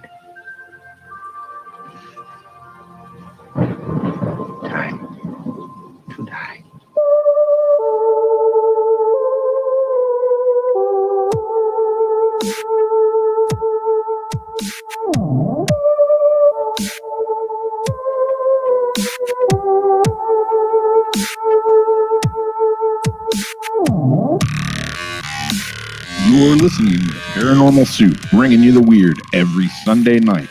Call into the show and join the discussion.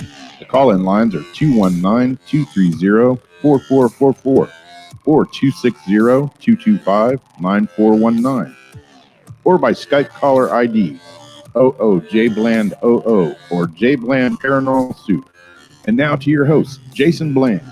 Tonight we're talking to guest Reena Kumarasingham, author of Divine Consciousness, The Secret Story of James, the Brother of Jesus, and St. Paul and the Early Christian Church. Something that's always, like I said, I watched The Last Testament of Christ, I think it's the name of it, with by Martin Scorsese, and William Dafoe played Jesus Christ. And I was in my early 20s when I saw that, and something emotionally touched me about that. I was never a Christian. I grew up in a totally open household. My dad was kind of an atheist a little bit, and my mom eventually turned to Buddhism.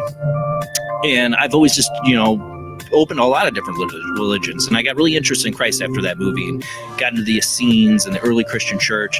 So I'm have been looking forward to having this show with Reena to talk about these concepts and past lives. That's the topper on it. I'm a huge interest in the past lives. There's so much we would explain a lot in the world if past lives are true, and I believe they are. And we explain a lot, I think, in the Bible. There's a lot of mystery there even for the people who believe. Even if you're a Christian, there's still questions in the Bible, what they mean, meanings of stuff they say. Was Jesus the reincarnation of a previous biblical person? That's a question I have. Is that why he was so special? It's because he was David or Abraham? Those are questions I've had. There's a lot to the Christianity, I think, that could be explored. Just got to open your minds to it and see. Maybe you don't accept it. Maybe you don't buy it. That's fine.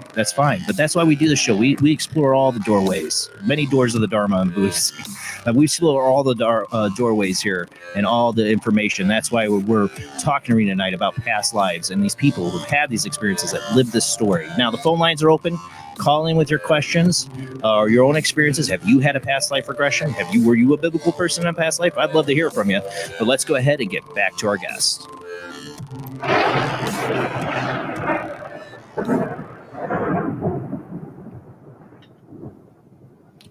Thank you for hanging in there with me, Reena. I know it's early morning for you still.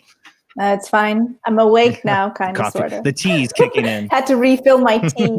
Yeah, had to refill it. I'm trying to get my coffee to kick in and then kick out when I need to end the show and go to bed. It never happens. Now, so we're talking about what the challenges of Paul and why it took a divergent path from like James's teachings, because he kind of had to present Christ as this alternative, but give him a deity status to the Romans' pagan gods. That's right. But also, he did this. It was a very dangerous time for him to do this because, number one, because of the illusion of the crucifixion, right? Because nobody could know that Jesus actually survived. So they maintained the illusion that Jesus did die on the cross as a traitor. So he was basically trying to take this, and that would have gone through all of Rome, right? So, he basically took a traitor's message and he was trying to fight against very strong polytheistic belief systems, where if you don't appease the polytheistic gods, you will face, all sorts of calamities like drought, no money, no anything. So he was basically putting his life on the line to do this, right? So so I understand why he did what he had to do. Well, it didn't end well for any of the apostles, really. A lot of them did not end well for them. Yeah. Now, in these, there's so much I want to get to in these people's experiences and what they relayed to you through their past life regressions. What did they all kind of tell similar stories of what they knew of happened to Jesus after the crucifixion or where he went? No, not all of them knew where he went. The people who definitely knew were James and Mary Magdalene, Tamar, right. and Martha. Because what they wanted to do was they had to, and again, this is all James's orchestration, was that they wanted to maintain that Jesus had died on the cross. Because if the authorities knew that he hadn't died, they would have chased him, right? So there were different tiers of information that went out to different groups. And it was the first tier, I think it was just James, Mary Magdalene, Mother Mary, and, obviously the kids who knew about, what actually had happened with the substitution. It was another group that Paul was involved in that knew Jesus had survived somehow. And then to a bigger group, it was all about the resurrection, right? Right. He had died. So not everyone knew where Jesus had gone or what he had done after the incident.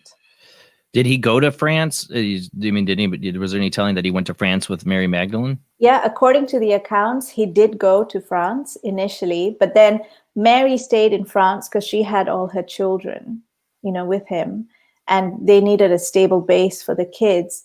But he then went off to different parts on, one of James's massive fleets of boats, ships. So I think he traveled around a lot predominantly in the Greek islands and in Egypt and around that area. But he kept a very, very low profile, but he just kept in touch with all the different apostles that he trusted. And he was just teaching very, very quietly, anonymously. So there was people within the early church that knew Jesus was alive. Yes. In the early days, very Yes. early days. Very early days, but only very few people knew he was alive. Now, of course, his teaching is what made him, was why they thought he was special. It's like Buddha, That's right. Right. I'm a person, but I've discovered enlightenment. I've discovered the oneness, whatever. But is there an aspect, I brought this up when we we're coming back from commercial break, that they also believed he was the reincarnation of a previous biblical figure? That he was of a previous biblical figure, like the Old Testament? Yeah. That didn't come out in my accounts. The reason I wonder that is the night before his crucifixion, I think, whatever, when he's taken, he has the meeting with, what is it, Abraham? I'm not a biblical person, I'm sorry. But if I remember, he has he sees Abraham and David. And to me, that's one of the, I always had a feeling like that is a hint to something, like maybe he is the reincarnation of these other, that's what they were trying to point at. Yeah, I mean, it's all entirely possible because I didn't regress the real Jesus. That never came out. But what did come out was his genealogy, and his genealogy was that he was a descendant of King Solomon, David, Abraham, right? And because of that, he was actually, instead of Herod, King Herod at that time, he was the true king of the Jews, which is why he was branded as a traitor by the Romans, because you would want him dead.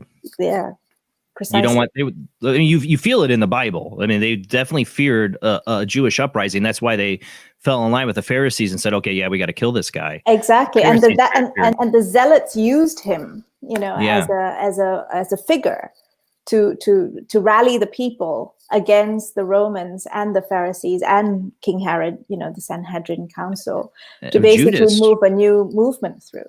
Well, Judas wasn't he like a zealot too? Like he was wanted to fight war. Let's go to war, That's right. And who does he turn to betray him? Yeah. Because he didn't want war, obviously. He didn't want bloodshed or war. So some people are like, well, this ruins everything. The Deus Ex Machina here, he didn't survive, he pulled a fast one. Well, if you look into the context of the story, what's going on is he's trying to spread and change people's minds. Exactly. And it would have gone against what he was trying to teach people, to let it all go to war and fight. So he had to do something. And did he have to die? The poor guy who sacrificed himself, but obviously really believed in him enough in his teachings to do that. That has to mean something. Yeah, and I think that's the main thing here, was that Paul, James, the substitute, everyone sacrificed their lives Yeah. in some way or another, because they were so inspired by Jesus. But that's the thing. If anybody can be divine, it's just what I'm saying is that I feel with what we're missing, there's a piece missing. Maybe we'll get this later in another regression theory. I feel the piece that's missing is that they had to believe maybe that he wasn't divine, but that he was a reincarnated figure of Judaism. That they felt strongly about that. I just always felt like that's the hint there. That's why he had to be protected too. We got the lines full. We got people. If you're all right, can we take some phone calls? Sure, I'll get my tea ready. All right, I got great callers. I got a great chat room. These guys are great. Don't worry. All right, first caller is Marcus. You there, Marcus? I am here, sir.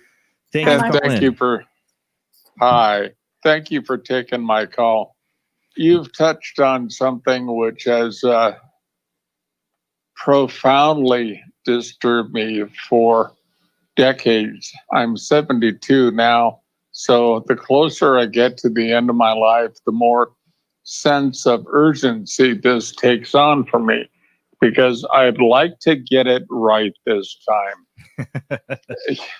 I really would. I started out as a good, loyal Catholic kid and went to catechism. I believed everything the fathers told me, and the nuns, the penguins with the brass edge rulers. Oh yeah, they got my obedience. And I realized as time went on that there was a lot of history of the Catholic Church that was not being taught to us, that I only acquired later in high school or beyond that in college. Questions, even though there were illogics in the church, though, in its teachings, and even those were not adequately addressed. For example, Peter forswore Christ 3 times before the cock crowed, right? Right. But then the church turns around and says, "Tu eres Petrus, thou art Peter, and upon that rock I shall build my church." What the hell? You've got, let me get this straight now. You got a guy who he forswore Christ not once, not twice, 3 times on the day of Christ's crucifixion, the worst possible time that you could possibly do it. And why? Because he was a coward. He couldn't stand the idea of being executed with his purported Lord and Master. That's right. But later on, I'm a loyal Christian. No, does not compute. And second, if you look at the history of the Catholic Church, starting with the Council of Nicaea in 325 AD, and the hatchet job they did to the Cathars, the Albigensians, the Nicaeans, all those who did not bow the knee and bend the neck to the almighty, all-holy Catholic Church, Roman Catholic Church. And if you take a look at the hundreds of millions of adherents who swore they were doing God's will as they slaughtered and tortured and butchered each other, and happened to carry on that little lust for bloodshed in the name of God to wars with the Muslims, and wars against the Jews, and wars against the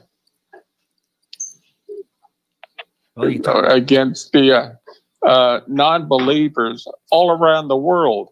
I'm going, anybody who is not a Christian. Yeah, exactly. What the heck was going, since when did killing in the name of extending the territory and the reach of your God a holy thing? This is obscene. So I have confessed to a soul deep hunger to know God, but I gotta tell you, with the current technology and the current avenues of quote unquote wisdom that I've seen in my 70 years, I don't care whether it's Zen Buddhism or paganism in its various forms, or Catholicism, or any of the biblical forms, or Islam, which I lived under for 2 years. None of them strike me as being holy enough to slaughter non-believers in the name of the divinity for. That's right. But we're still doing, and then there's something deeply, badly wrong. I mean, not just flawed, but wrong with our approach. If this is the cost we are imposing on our fellow humans in order to get closer to the divine truth, what's the answer? Damned if I know, literally.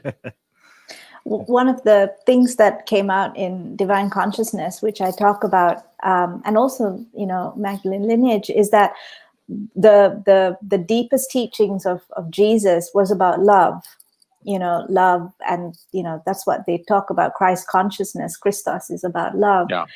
And when while everyone's getting all they're looking at the details of his life, the details of crucifixion, the details of the different philosophies that build a belief system, a lot of us forget the underlying essence that unites all of the different branches of the church, as well as all the different religions. It's supposed to be love, right? And I think that's what's missing. Yes. I think it's a large part of what's missing, but there's also a component of light to see by. We're blind. That's we're right. not only stupid, arrogant, willful, rest of the litany of mortal and original sins, but we're deaf, dumb, blind, stupid, and arrogant. Yeah. And I shudder to think at how many thousands of years it's going to take before we evolve a two-legged primate on this planet that's capable of, approaching differences in religion without automatically wanting to bash your opponent's head in with a rock. We might destroy Something like ourselves that. before that happens. I don't know. I think we're really, really, really, really close to that. Sadly, and so. maybe historically, maybe closer now than ever before. And if that happens, I wonder if God's going to line us all up individually and say, "You moron, what the heck were you thinking?" Well, it seemed like the best idea at the time. Right? It sounded like a good idea at the time. That's usually how how it all starts. Yeah. Well, thank you, Marcus, for calling in. Thank you. You have a great night. Good night. We got another call. We're going to get you in just a second, but it seems like Jesus leading up to the crucifixion, everything he's talking about, you talk about Revelations, what's revealed in Revelations. It could have been talking about just what he knows eventually is going to happen, people. The world's going to fall apart because he's trying to stop it then from falling apart, from there being like a war between the Jews and the Romans.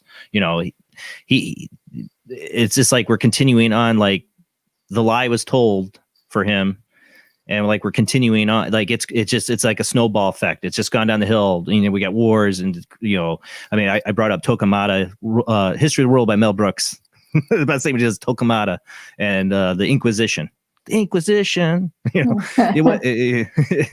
but that's being Jewish that Mel Brooks is. He's having fun about what the Christians did. Is they killed thousands and thousands of Jews, that wouldn't convert, and also people who were like in my past life was accused of being a witch. Yeah, and the indigenous cultures down in South America and Australia. It's like, so there's a sin of the lie, and it makes you wonder how many people deep within, I know, conspiracy theory time, how many people deep within the Catholic Church, the Catholic Church has their secretive big libraries of stuff. How many people within the church that have learned that information? Imagine being this person that goes through all, you get high up in the Catholic Church as a priest or whatever, a deacon. I don't know nothing about the Catholic Church, obviously. But you get high up in the power echelon of the Catholic Church, being a faithful person. That's what got you there. And then you get to learn the big secret. And the big secret is that they've been covering up that Jesus did live on. Imagine how that would turn you. Now that I can't remember the name. Maybe my caller will, because he gets into this stuff of the chateau or the chapel or whatever in France, where this priest, the story goes, the urban legend, that he might have found the body of Christ or Mary Magdalene, whatever. He found evidence that would have damned the church, and then he put in a lot of these pagan and devilish things inside the chapel and all the symbolism, and kind of went crazy. I can't remember, but that would explain all that, wouldn't it? Yeah, well, there is actually a because Mary Magdalene died in a cave in the south of France, Right, and that cave is there. And there is a cathedral called, oh God, you have to pardon my French, because my pronunciation is really awful, but it's called Saint Baume. And there is a cathedral that actually has her remains there, like a bit of her skull and a couple of her fingers and stuff. And that's not a conspiracy, because that really is, and the church has acknowledged it to be the third most important church in all of in all the churches in the world. The first one being where Jesus was supposedly crucified, and the second one is St. Paul's crypt. This is the third most important church in Christianity. Well, this would have been the guy finding. It's not that church. I can't remember the name of it. It's a small little church. He got a bunch of money. Oh God, I can't remember the name, but maybe our caller. I think it's Rosu or Rothler. Yes, something like that, right? Yes. I don't know if Zach knows. How you doing tonight, Zach? Thanks for calling in. Doing pretty good, brother. Just got home today. Well, thank you. Oh yeah, that's right. You got to go to Florida to meet Rob. Something I got screwed out of because of COVID. Oh. We didn't even talk about that. I saw on your YouTube channel you had COVID. We can get to that later. Your experience COVID, with that. Yes, okay. That's a whole other experience we'll get into. Yes, a lot. it is. Thank you, Zach, for calling in. How you doing, bud? I'm doing all right, man. I don't know the name of that specific church that you mentioned on that. Is that the same one from the Da Vinci Code? Yeah. Was it? I think it's based off of that. Yeah, I think so. Faster than our Rasul. Yeah. I know. I always forget it. Mm. I would butcher the name if I remembered it anyways. But anyways, what do you call it in tonight, Zach? You got a question for our guest? I actually have two questions, but I'll keep them nice and short. Reena, it's very nice to meet you. Nice to meet you too, Zach. My first question goes back to when you mentioned Christ consciousness. Mm-hmm. From your own investigations that you have done, have you found this information to parallel with the teachings that are mentioned in A Course in Miracles? I'm not so familiar with A Course in Miracles, but from what, I haven't gone deeply into it, but from what I do understand of it, yes, it is very, very similar. But it's also something that the Gnostics thoroughly believe and follow in as well, with the Christ consciousness and also with the wisdom of Sophia and the Essenes. And how would it be similar? Can you describe that a little bit? With the Course in Miracles? Yeah, to like how that would parallel, or how that paralleled. Yeah, I think, and again, I'm not, like I said, I'm not too familiar with the Course in Miracles, but I think so please correct me if I'm wrong, but I think one of the things about the Course of Miracles is all about, is it more about the empowerment that we are the miraculous beings and we can create miracles? Is that one of those things that come out in the Course of Miracles? Its center focus really is about that we all have that divine nature within us, really. Yeah. That Jesus was just one of the most notable figures that had it. Yeah. And therefore, because we are all divine, we can create our own miracles, right? Yeah. So that's quite similar. Actually, it's exactly the same. I say it's the same concept. Yeah, that came out through the teachings of Mary Magdalene, especially, and also with James, who was following the original teachings of Christ. Yes. Okay. And then my second question that I had is, it goes back to the different stories that are mentioned in the New Testament before Jesus was born, that an angel came over to Mary, said that she was going to give birth to the Son of God. And then, of course, you got the story of the manger and the three wise men and everything else.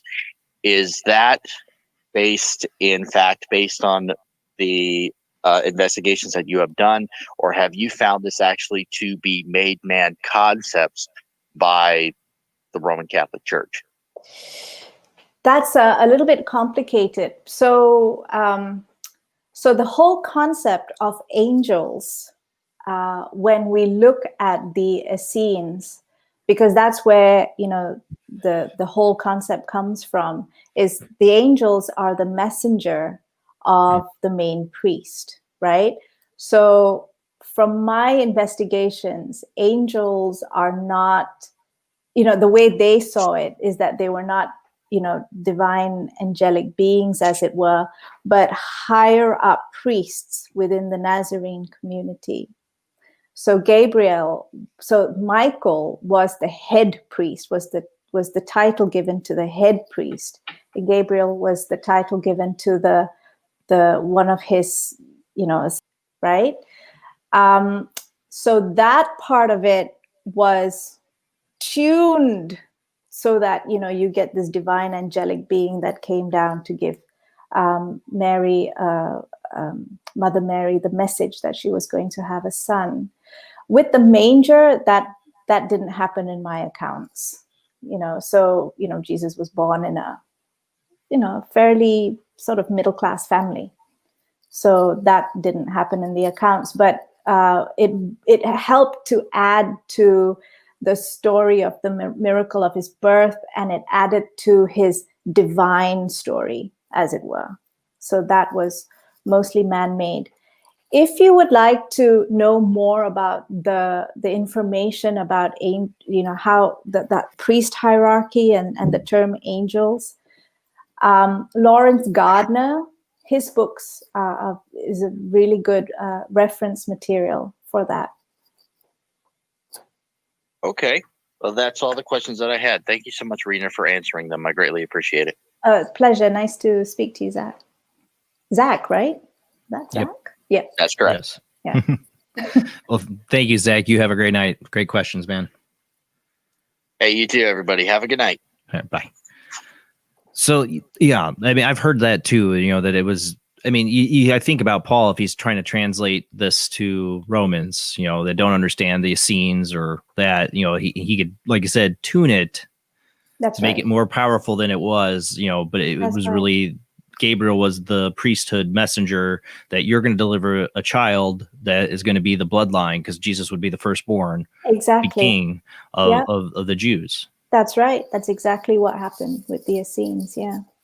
And it gets translated many years later as Yeah. divine angels and beings. I mean, if you look at the Old Testament before Jesus, there's not a mention of angels. It's there, you know, it's messengers, you know, Exactly. and, you know, one of my friends and another guest that Gavin's got me is Paul Anthony Wallace, really gets into, and he's a Christian, but he really gets into the alien aspect of the Bible, the Old Testament, and Jesus. Oh. Do you see any I know it's a deep question. You probably don't have anything on it, but is there any aspects to these regressions that tie into that No. at all, or any hint of that? No. But, you know, Lawrence Gardner, the person I mentioned earlier, I think he did talk about the Anunnakis, like with the Old Or the Testament. Sumerians. Yeah. And the Sumerians. Yeah, that's right. Yeah. And it all stemmed from there. I've read about it, but no, this we didn't talk about aliens or anything, or nobody talked about aliens in my accounts. So whether Well, a lot of the Old Testament is very stories that are very similar to the Sumerian stories, of Adam and Eve and creation, and you get an Anunnaki. You know, the part that Paul focuses on the most really is the beginning of Genesis. Is, you know, we created man in our image. You know, the plural, and the I'm forgetting the name of what he Elohim. You know, that's right. You know, these definitions that are lost over time and changed, that it was really of many of these, you know, just one God. It was we, you know, yes. There's something we're missing there. So that's why I wondered if any of this in the philosophy of these people when in these past lives reflected any of that. You know? No. I think what was reflected mostly in these, in the accounts was more the teachings, you know, the essence of the teachings and and the history, like the mortal, the man history. Yeah. So like he wasn't born of immaculate conception. Another one, the Christians would be like, "Oh, blasphemy!" You know. You would have been burned at the stake, you know, I would have not been, long yes, ago or for crucified. that. Or crucified or stoned to death, you know, and there's probably some people that are willing to stone you to death now for it, you know, and that's why I urge people to have open minds, you know, about everything. You should look within. Doesn't mean you have to believe what the information we run across. It's just something, but in a little noggin, go, okay, no, yes, whatever. I don't know what to think about that. But there's a lot of interesting aspects to all this. There is, but you know, I have had. Most of my readers have been really sweet and kind, and because in all my books I say, you know, have an open mind, have an open heart. You know, because I don't say in any of my books this is the absolute truth, because I don't think, you know, I don't want to go down that path. I think we're all intelligent beings, and we can all make up our own minds, and you know, use our own intuition and do our own research. But it's just a different perspective. But, you know, I did have someone who called me, you know, who said I was, you know, that it was heresy. And then, but, you know, if you actually look at the root word of heresy, it actually comes from a Greek word. Again, I can't pronounce this, so I'm going to butcher it. It's heresis, and it's about choice or having an opinion. And it's very interesting. Opinion. Exactly. You can have those. And yeah, it's interesting how at some point, you know, the language got turned to make this into something awful. But, you know, the way I look at it is that Christianity wouldn't have come about if Jesus himself wasn't a heretic, having a different choice or a different opinion. And if St. Peter himself wasn't a heretic, kind of taking it into the Roman, you know, the Romans, and changing, you know, and spreading a message. So and Mary Magdalene herself was a heretic because she had a different opinion and she was choosing to voice that opinion. They turned her into a prostitute. Oh, that's an interesting story there as well. That came out in my accounts. Yeah, let's hear that. So the story that came out in my accounts is that, you know, again, Mary Magdalene wasn't born to a poor family. In fact, she was born to a very, very well-to-do family, and her father was quite a high-standing merchant in the community. And in those days with children, you know, if you had a daughter, you would marry them off, especially in that sort of level. You would marry them off not for love, but, you know, as a deal, you know, to either get more, you know, to establish a deeper network and to get more power and to establish your standing. So, I mean, the story that came through was that, you know, it was a very sweet story, was Mary actually met Jesus when they were children, and she felt a very strong connection with him. But then you know, they went their separate ways, and he and the father married her off to someone else of equal standing, you know, son of a merchant of equal standing. And this particular person was a very abusive person. And Mary was a very esoteric, you know, very spiritual in her own way person. And so there was a huge mismatch there. And, you know, and she was getting very badly beaten up by this person, by her husband. And but her husband was a merchant, so he traveled quite a lot. And during one of those travels, her brother took her to go and see Jesus teach. You know, this is a few years later. And again, they reestablished that connection there. And she always wanted to go and see Jesus teach because their values matched, everything matched. And obviously there was a much deeper connection there. And her husband would beat her up. And one day her husband beat her up so much she nearly died, but he sort of like threw her out of the house. And Jesus's family took her in and sort of, you know, tried to heal her. And she chose to leave the husband at that point. And being quite a patriarchal society at that time, and because he had this high standing, he wanted to save face. And so he basically said he threw her out because she was whoring around. And Jesus was one of the people that she whored around with. And so that was fascinating, you know, how that story to be. And when I did some research with some Gnostic teachings, although the details of the, who did what wasn't clear in the Gnostic teachings, that sort of train of violence against her and just complete decimation of her. And yes, she was rebelling against the father. I was just looking at the thing. Yeah.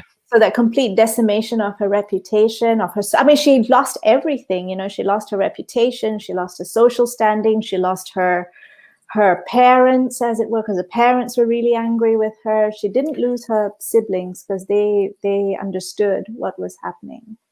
But she had to lose it all to go and get, to find Jesus. But in doing so, she found her own, she was thoroughly empowered.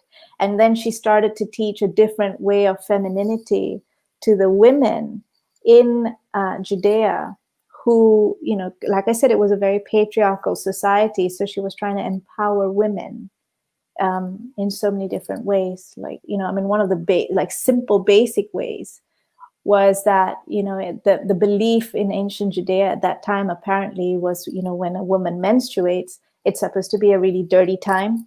So they sort of hide the women away. Right. But she was teaching women about how when you menstruate, it's a time where you get really in touch with your intuition and wisdom. And so, you do, so she flipped the perspective of menstruation to something, a lot deeper and a lot more sacred than, just. We're treating it as you're the sinful one. You're paying for your sin. Exactly. And you're dirty. You're a woman, dirty. you're dirty. At this time, you're dirty. So, go sit and hide in a corner and come back when you're clean again. Yeah, women's empowerment wasn't happening back then, and it took a lot longer.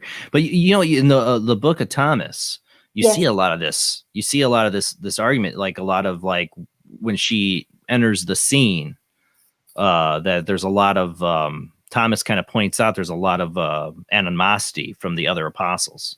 That's towards right. Magdalene. That's right. Yes.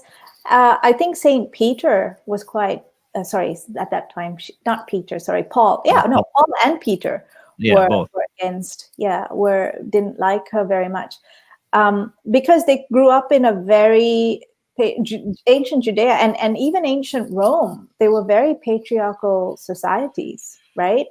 And so, which is one of the big reasons why, even though Jesus used a lot of, he sort of, had a lot of women who were helping him teach. I mean, Jesus was the first person who encouraged Mary Magdalene to stand up and talk about her beliefs and her values and her experiences. Giving a voice to a woman. Yeah, that's right. And because she shared it with him and he totally saw it and he learned from her as well. And he encouraged her to talk about it to other people. But then, in ancient Judea, and so when she went off to France and she was teaching, she didn't call it teaching. She always called it sharing. And people would walk with her because they wanted to hear her sharing. She's so sweet like that. They didn't care. It wasn't as patriarchal in those days in France.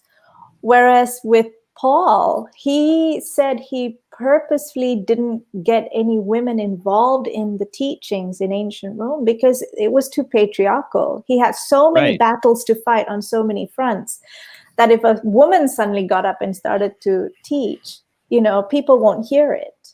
And it was the same thing with James when he had to, because at the end of the day, he had to mediate, between the original church, which was quite a difficult thing to do in ancient Judea. Yeah. So even though on the surface level, he didn't, women weren't coming in because all the different factions didn't want the women in, he still went and was talking to a lot of women. And he encouraged women to get together and talk about the teachings in their own homes. So it was really fascinating. Well, it makes you wonder, how much things could have been different, if the true teachings had gotten out. Because like I said, you really see it in the Book of Thomas is something I read really early on when I got into this, because I wanted to know, well, what are the things they cut out? I want to see the things they cut out. Yeah. And why. And Book of Thomas is one of the ones I found. And there's a Book of Mary Magdalene. Yes. Too. Yes. And there both is. of these really, you read both, get into that, guy, people, if you're really interested in the subject, because there's a lot to tie into both of those. And it's a different concept. Both, I think, point to past lives. That's Book of right. Thomas, big time. Yeah, and also if you look at the Nag Hammadi scrolls, Yeah. which were found in Egypt in 1941, which they say laid the foundation of Gnosticism. And then you've got the Dead Sea Scrolls, which was found in Qumran, where the Essenes used to live, which found, formed the basis of the Essene branch of the church. It's fascinating to get different perspectives and opinions that have been suppressed a long time. Well, the Essenes were kind of an outcast society too, if I remember right, to the main Judea front. That's right. Yeah, because they had a completely different way of life, and they were mostly I don't know how to pronounce this, ascetics. So they renounced all their worldly goods, and they wore white robe, and they wanted to live in in a quiet community, communing with the spirit, like Buddhist monks. That's right. Yeah. Or in Hinduism, we have all our rishis who sort of renounce everything and go up and live in the Himalayas. I mean, I see them quite. You think about all that. I mean, think about how the Essenes were and the comparisons like we're just making. I mean, you look at all the different aesthetics. Like you're saying wrong too. The people but all these different religions were a minimalist. Owning nothing and basically just meditating, trying to find. There are so many different religions. That's right. Jainism. I mean, they're naked. They give up everything. Yeah. I mean, and then look at Jesus's teachings and see what he's trying to tell people. There's something there. He's telling people you can't bring your wealth to the other side. That your wealth is in heaven, not here. That's the things he's really preaching. That's right. I mean, and the other thing is detachment as well. I mean, one of the main tenets of Buddhism is, to not have any desires, right? Because desires is the thing that leads to suffering. And, he was basically saying something very similar as well with asceticism, to renounce everything.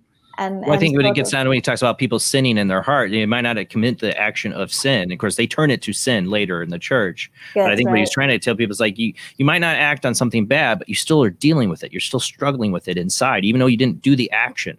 You didn't sleep with your neighbor's wife, or you didn't steal that loaf of bread, or the bunch of gold, or want to have a lot of things. You even if you're aesthetic and you don't do these things, it's still in here. You're still struggling with it. It's still that desire. You have to conquer that. There's a lot of that I see in the New Testament, in the underlying meaning. Yes. And, you brought up sin, and even Marcus, I think, brought up this thing about, what would happen if you went to saw God, and God said, how, we treat people. Because Paul was the first one who actually introduced, well, according to my accounts, Paul was the first one who actually introduced sin into the teachings. And so, as part of past life regression, not only do you get, information from the past life, but we always go up to what we call the spirit realms, or the heavens, and we get some information from there as well to get some clarifications to the life. And so one of the things we did talk about was sin. And it was interesting because Paul, with this, expanded consciousness that he got, in the spirit realms, he realized that sin didn't exist as how we understand it to be, the good, the bad, all that's all part of duality. That doesn't exist anywhere else apart from here, right? And so he was feeling very regretful about it in the spirit realms. But then the soul that he met, the expanded soul he met, was Jesus. He identified the person was Jesus in the expanded state. Said, don't worry, it's all part of, it happened as it was meant to happen, and it's for people to see and learn. Again, it's not about getting information from the external, but it's like being observant of the external and disseminating it from within. Well, Jesus spoke in parables. He spoke in parables. And what is that to do? Is to make people figure out the puzzle, the thing. I'm not going to just tell you, and you have faith. I'm going to tell you a parable, make you think about it. That's right. And that will really truly change you. That's right. And that's the same method that Paul used as well, because he said Jesus used it, and Paul was a great storyteller, without Paul's efforts, nobody would know of Jesus, because, in those days, 2000 years ago, there were so many messiahs that popped up that we don't know about. Right. Oh yeah. And, but these historians, and I found out about this because I was reading the academics around it, but we all know Jesus. And, if it weren't for Paul, who went to Rome, at the expense of his own life, and he started the teachings and he changed it, he twisted it, I get that. But, if it weren't for him, we wouldn't even know who Jesus was at this point. Now, Greg was Paul. Well, this is as anonymous. Greg, yes. Right. What you said he was Christian? Was he Christian? No, he grew up in a very loosely Christian household. It was just it was just Christmas, and and he barely went to church. Okay. The American Christmas, yeah. Barely went to church, sort of did something for Easter, and so that was great. So he never thought deeply about these things. Oh no. So and all this came out of him, this experience. Well, how did that change him afterwards? Well, it was fascinating because, like I said, one of the big reasons he came to me was because he had was either a cough or a gag reflex. Something was up with his throat. In the throat, like for speaking? Yeah, it was either he just kept gagging or there was a deep cough or something, like a persistent cough, one or the other. Yeah. And so, when we went into that, he was being garroted as he died in ancient Rome. Yeah. And so, we cleared that. So that was had a huge impact on him, as a person, because that's what he wanted to come in and sort of sort out. But he thought it was all very fascinating.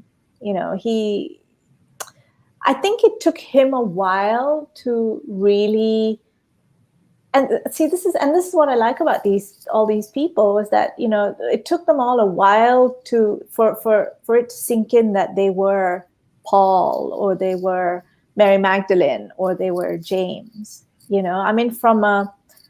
From a conscious level, it was, the story that came through was interesting and it made for really good discussion. But a lot of them went, I don't, it was difficult for them to even identify it to be their own life, which is a big reason why they were all anonymous, because they didn't want their circle to know. Yeah, well, you say, hey, I just found out today I was St. Paul in the past life. And exactly. The Catholic Church you know of now, and I really screwed up. Look how things turned out. But it makes you wonder, though, how many within the very top of the Catholic Church really do know, because there's symbolism, there's things they do, the history of the Catholic Church, that there seems like there were some who knew this secret. Yeah, and I can imagine being in that kind of position. Exactly, what that would do to a person. Yeah, not good. I wouldn't think, because that's for people who they had a faith and then learned this in that kind of position in more ancient times. Yeah, it would be and then to keep the secret and play it off like is like a double life. Exactly.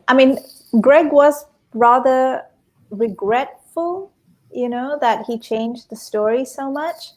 But again, I think, I have a lot of empathy for him because of what he went through and why he had to do it, right? There were reasons why he had to do it. I just disagree with it, but I have a lot of empathy for him. But, slowly he's coming more and more to, because he felt like he'd failed, as it were.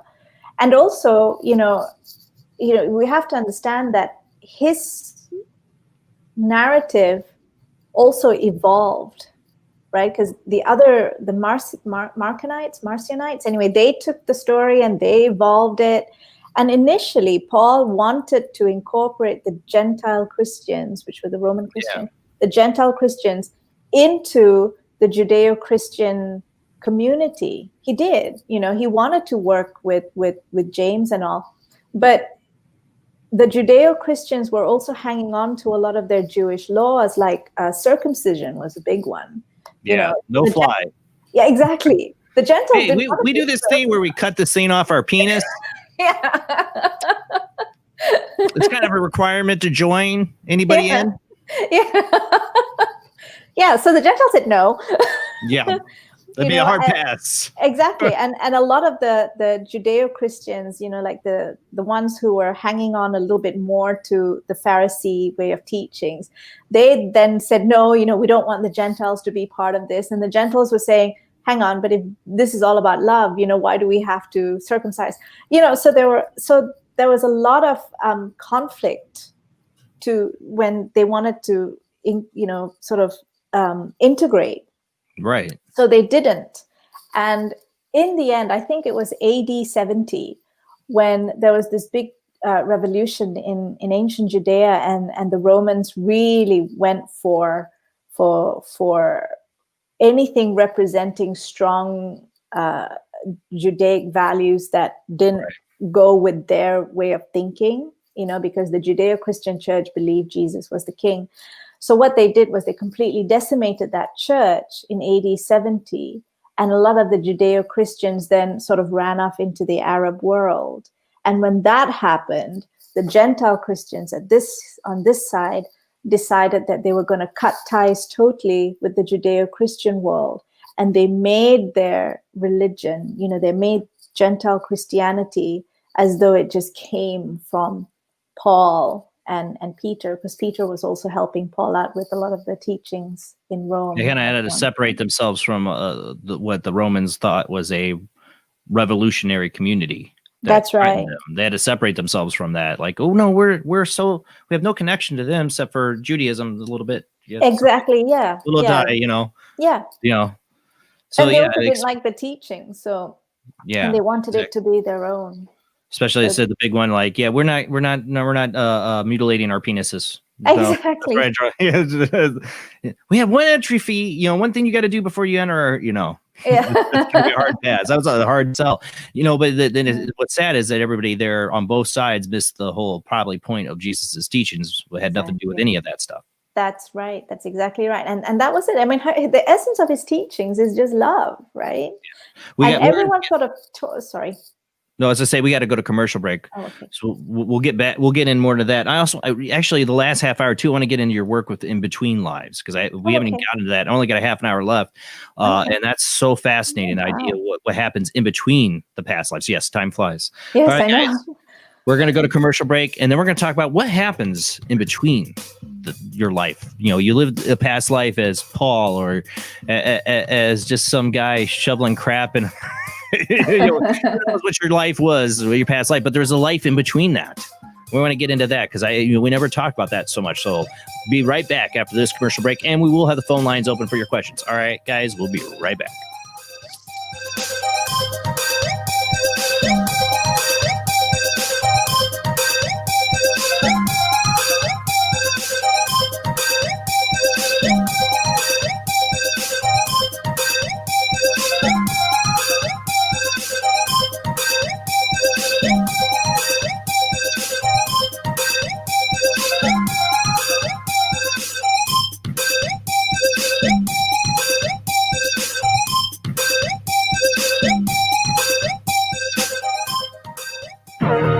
Intercepted a transmission of unknown origin. Transmission? Out here? SOS. Human. Unknown. Alien. Certificate X. Exclusive engagement at the Odeon Leicester Square. Now. Any systematized transmission indicating a possible intelligent origin must be investigated. In space, no one can hear you scream.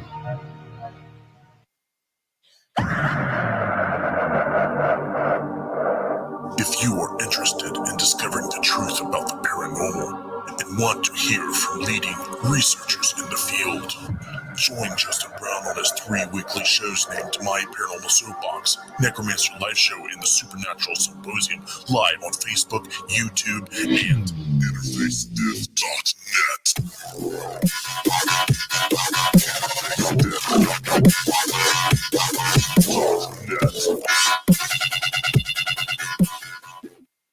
This is an APAC studio presentation. Hi, I'm Barry, owner-operator of Barry's Barometer Barn. Lately, I bet you've been lying awake at night asking yourself, how many barometers do I really need? Well, at Barry's Barometer Barn, we think you need more than one. Otherwise, we're going to go out of business. Remember, at Barry's Barometer Barn, we don't know the meaning of high-pressure sales. Come on, folks, buy another barometer. I'm trying to put my kids through college. I've got a family to support and a secret mistress who isn't cheap.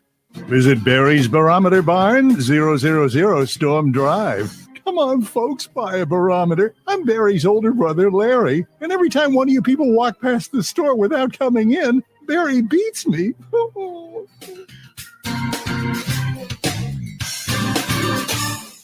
This has been a presentation from Tim Morgan's APAC Studio. For more almost professional amateur comic studio content, visit the APAC YouTube channel. Search APAC 2002. That's APAC 2002 on YouTube.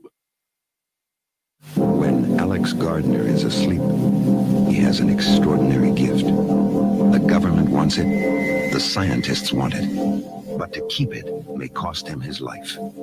It might be better if Alex didn't sleep at all, but he cannot resist entering the dreamscape. Can you? See Dreamscape in the West End and all over London now. Certificate 15. It takes an extraordinary adventurer to enter the dreamscape. Are you intrigued by Paranormal Talk Radio? You'll love the new Paranormal Radio app from Talkstream Live. You'll find a great selection of talk shows covering UFOs, ghosts, strange phenomena, and much more. Download the Paranormal Radio app now and start listening to the very best in paranormal talk entertainment, including the network you're listening to right now, the Paranormal Radio app, free in Google Play and the iOS App Store. Join us every Wednesday night at midnight Eastern Standard Time for Weird Wednesday, the live stream, with your hosts Jamie, the Living Dead Girl, and Rob, the Phantom, where we'll talk about all things paranormal, including zodiac, astrology, tarot card and oracle card readings, live ghost boxing and spirit communication, where we'll do voices from beyond the cold case files. So we hope you join us live on Facebook and YouTube every Wednesday night at midnight Eastern Standard Time. We hope to see you there. Bye-bye.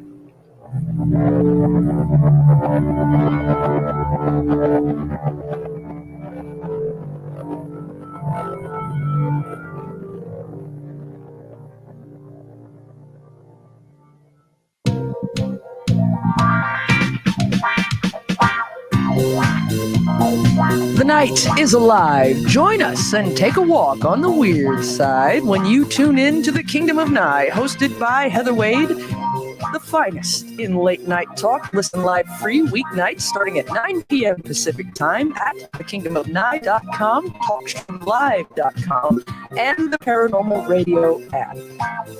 Wanna take a ride? Since 1948, Fate Magazine has brought you reports of the strange and unknown, all of them true. Fate Radio is carrying on that tradition, bringing you the unusual, macabre, strange, and bizarre. Join host Kat Hobson Sunday nights from 8 to 10 p.m. Eastern on WBHM Digital Broadcasting.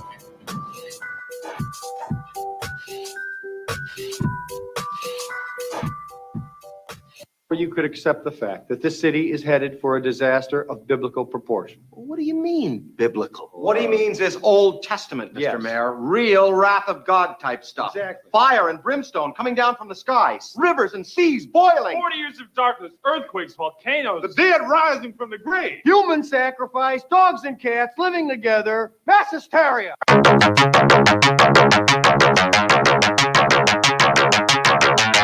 Paranormal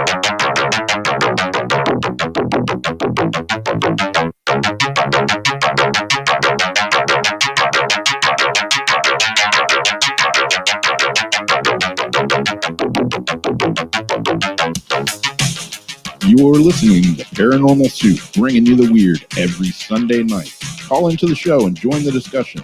The call-in lines are 219-230-4444 or 260-225-9419. Or by Skype caller ID OOJBland00 or JBland Paranormal Soup.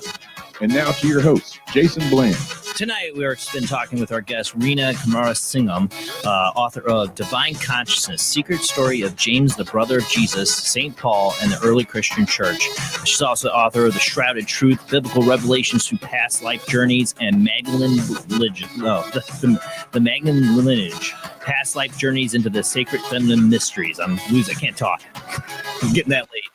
But, I played that little Ghostbusters clip, it kind of feels like that we're all a little anxiety because Tuesday is going to be a big day here in America. And we feel like it might rain cats and dogs. We might have some rising of the dead. I don't know. It feels like everybody's going to lose their minds. But I don't know if we're going to ever see a biblical revelations or prophecies. I've never felt like that's going to happen. And I know some people might be questioning, like, what does that all mean if Jesus wasn't died on the cross and reborn? It might mean there's a lot of good teachings in there, a lot of good things that he was trying to teach you about life. And, it's that religion does this. Religions have a lot of different, doorways, many ways to the Dharma. You know what I'm saying? There's ways you can look at different religions and find different messages for different people. So just keep your mind open to those things. Now, the phone lines are open. I actually got to open back up here. You can call in with your questions for our guest, or you have your own theories on this. I'd love to hear it. Call into the show. But let's go ahead and get back to our guests.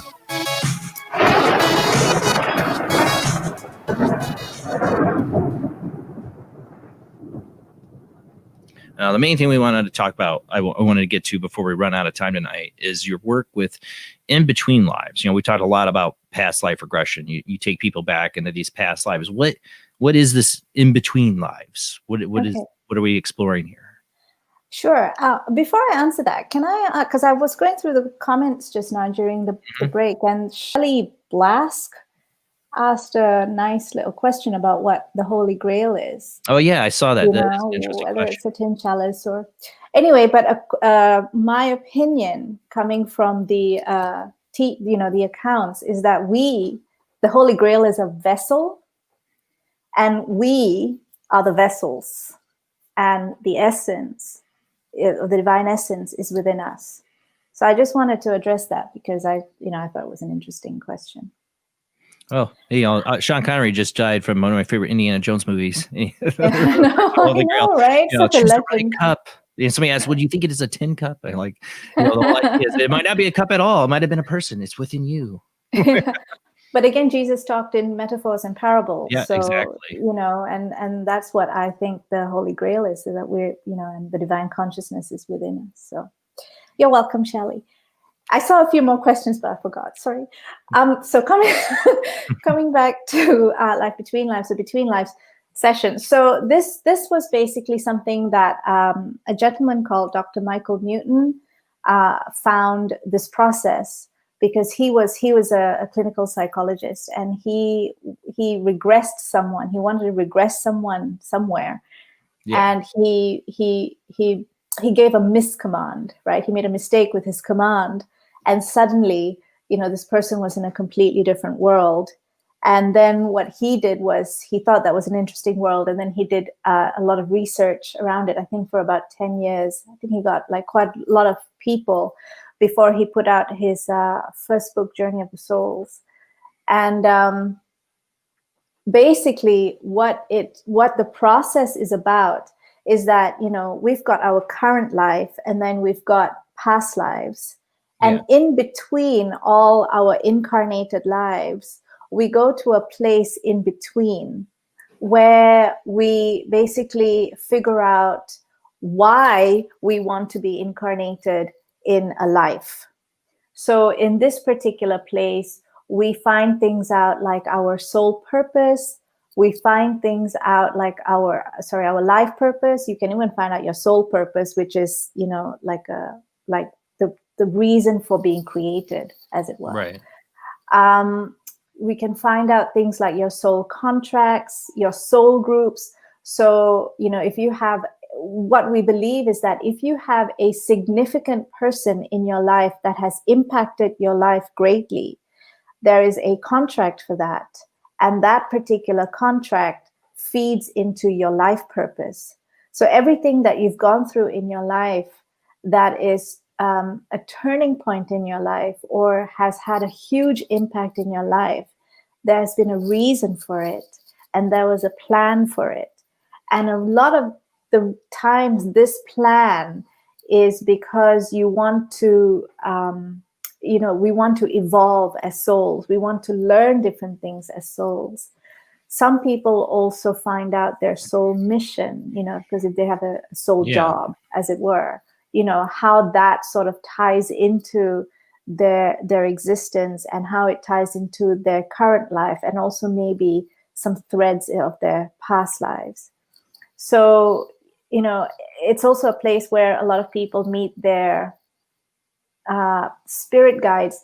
Now, saying that, I think my strong belief is everything is energy, but how people perceive things while they're on your couch will need to go through your filters of your current existence. Like a translation. So, exactly, like a translation. So a lot of people perceive, their guides, some could be spirit animals, some could be Buddha, Jesus, some could be, just energy, some could even look like Dumbledore from Harry Potter.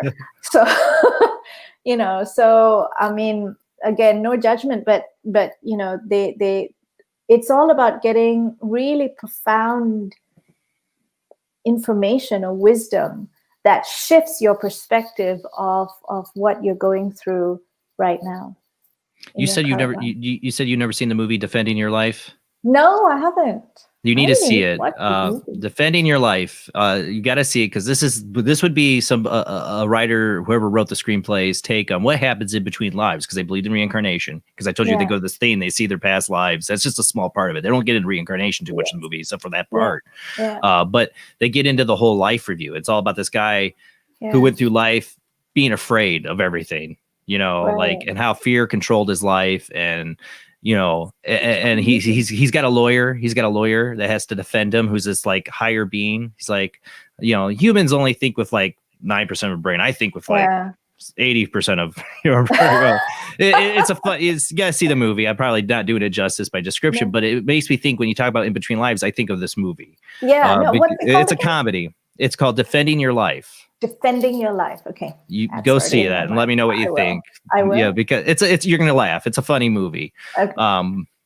But yeah, it's all, he has this whole life review. Like, this was the whole, it gets really deep into the purpose of why, if we are reincarnated, why we come here. And like in that life, he was trying to learn how to face fear, how to face his fears and go for it, go for life. He didn't. He died by getting hit by a bus, in his car.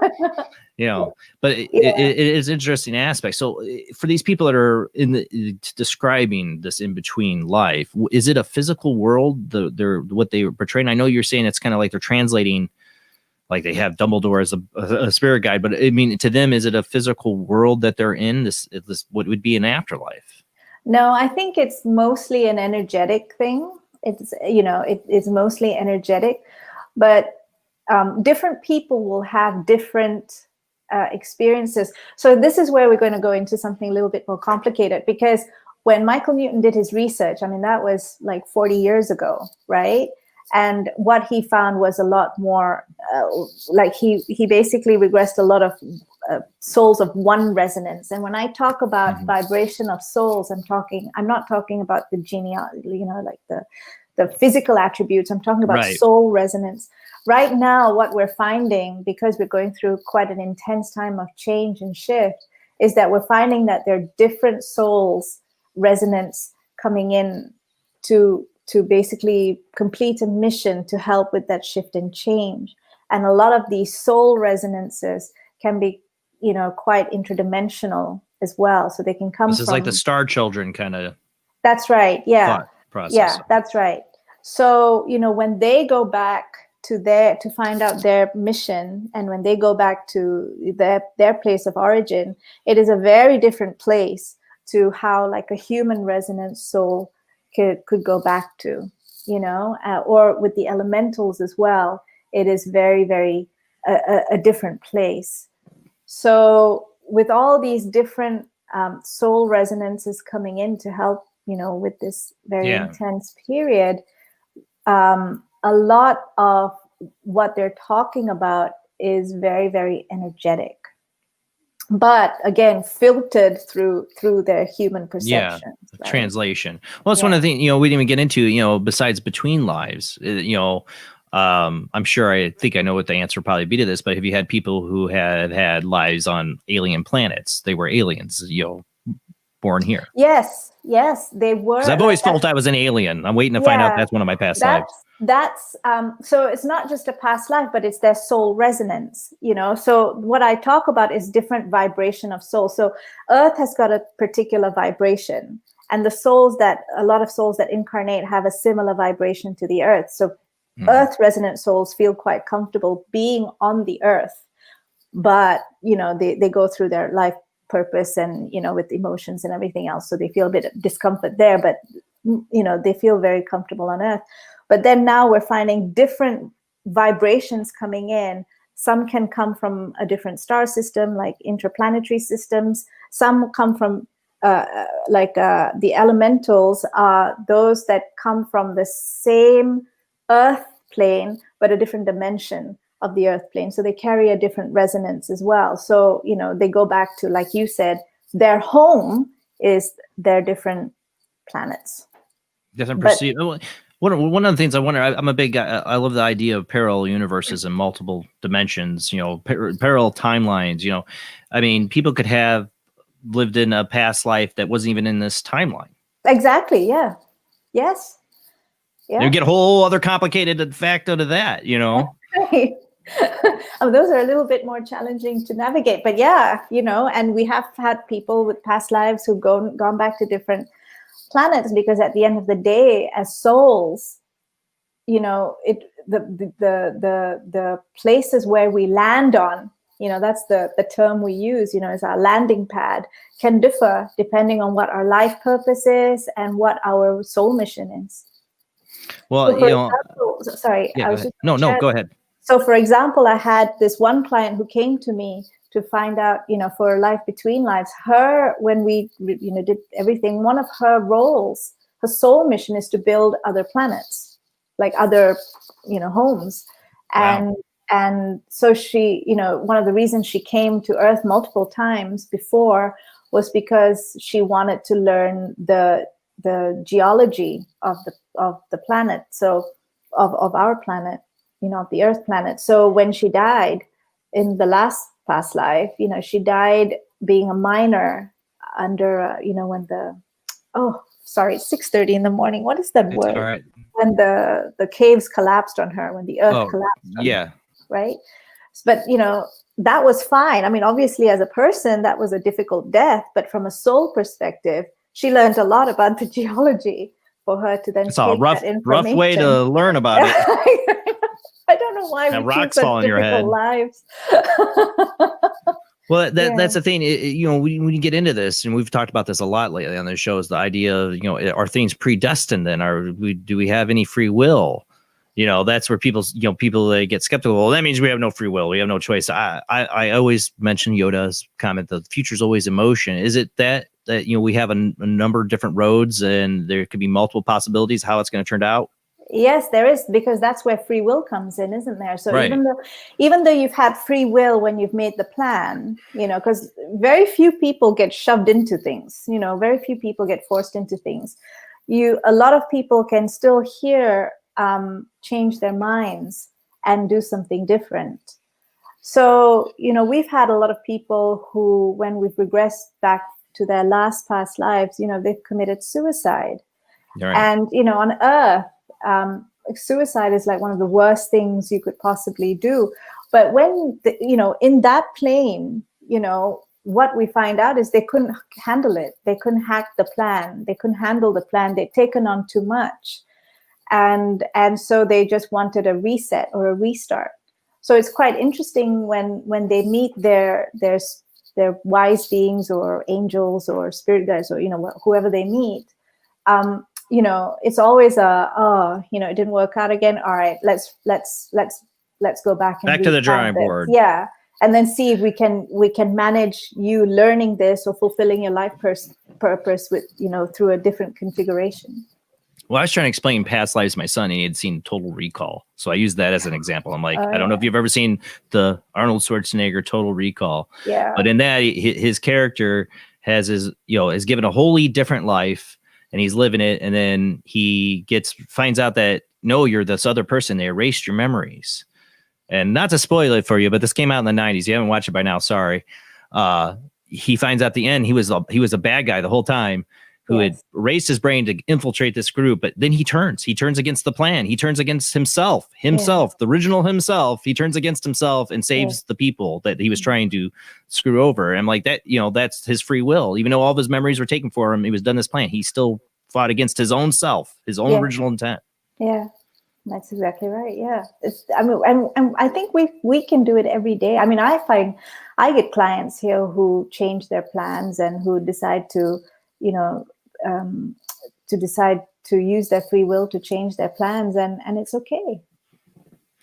Yeah, well, that's the thing. It's like how, when they set out this map, you talked about soul groups. I mean, it's not just you living your path.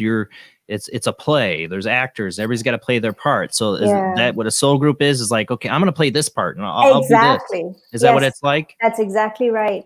And there is a saying where, the souls who are closest to you will give you your toughest learnings because they love you, so you can get your biggest, so you can go through you can get your deepest learning with them. Whereas the souls who are not as close to you will be more gentle and more kind to you, play a more supportive role to help you as you're going through your learnings. So, it's quite fascinating because in my practice, and it's really weird, I think as a regression therapist, we sort of, what we emanate a frequency and we get a specific kind of client, Yeah. And I used to get quite a lot of clients who were raped or went through domestic violence, through a lot of abuse. So, using a lot of current life regression and past life regression, help them transform that energy. But, in the between life state, it's always the main perpetrator is the one who's closest to them from a soul perspective that gave them the deepest teachings for them to heal and evolve as a soul from. So it shifts their perception when they're ready for it. It completely shifts their perception where they don't go back to whoever who did it, but they have like a deeper insight and a much deeper healing for them to move forward in their lives in a healed way. What makes you wonder the relationships you have with the people that are complicated in your life? I've thought deeply about the two past life visions about how these people connect to me. The one I've mentioned my Buddhist one where I was a Buddhist monk. The other one was I was a little black girl who was beaten to death by her white father, slave owner, who beat me to death in front of my mother. And he was my father, but illegitimate, you know what I'm saying? Because that's what I remember of it. Just my little knowledge of being this little black girl in the stream. People are like, really? I'm like, yes, it was so real to me. Yeah. The emotion of it, but I've wondered about who is that person in my life now that did that to me.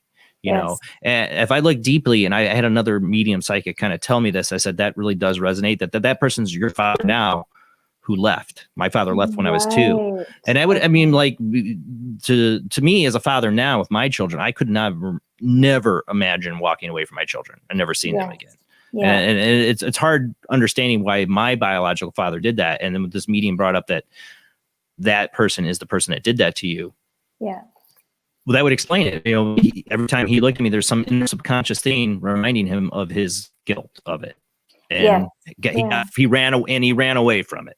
So he chose a road that was probably not a good, he made a wrong decision, maybe, that those are the things that make me think about it. If you start thinking about deeply, you learn about your past lives and the connections of the people now, even you can unravel a lot of things, a lot of purposes. Yeah, you can. I think it's between lives is very, very, to me, past life tourism is just, I like it. It's a lot of fun. People learn a lot about themselves there. Regression therapy is deeply healing. Between lives is also deeply healing, but very profound. So I just love doing the between lives work. I even teach it for my academy now. The academy. Well, it's got to be interesting because, I mean, when you deal with somebody who goes into a past life, they're that personality, that persona, it's like an actor taking on different roles, That's right. But with the in-between life, there's the actor. There's what would it be, the higher self, the true self? That's all those lives. Soul self. That's right. The soul self. So you kind of you can get a high level view of how all your lives, because we all have a thread, right? So if we're working on one particular purpose, it may not necessarily be you only learn it from one life. You've got multiple lives that you learn it from. So you learn about one particular thread and see how that feeds into your soul growth and your soul evolution as well. So it is, to me, it's evolutionary, so you can actually see the evolution of your soul as opposed to just seeing it right now in the present, as in your body at the moment.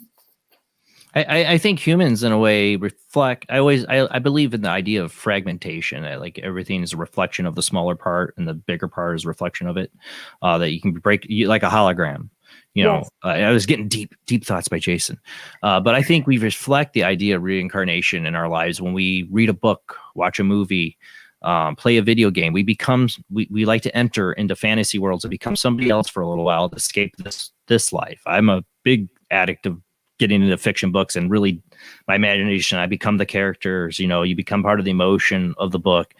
We have a tendency as humans for a long time, since the creating of fiction, to delve into these. Yeah. I think it's a reflection of who we are, what we're trying to do. I mean, I think you're spot on there, because when I was in university, I went to a bookshop with one of my uncles. And, I had a specific interest in just specific topics, right? Like I like the Tudor history, I like Native American history, I like Egyptian history. So whenever I went to the bookshops, I wanted to look for these books. Yeah. And my uncle one day turned to me and said, Reena, why are you not interested in World War II? And I said, oh, I don't know. I've never been drawn to that. And he said to me, do you believe that you've had a past life in these areas, the Native American, Egyptian, whatever, and maybe not in World War II, and maybe that's why you're drawn to that, right, those topics. And I thought, oh, isn't that interesting? So I think you're quite spot on there, because as a soul we feel a pull, right? And if we honor that, then it's something quite relevant to us.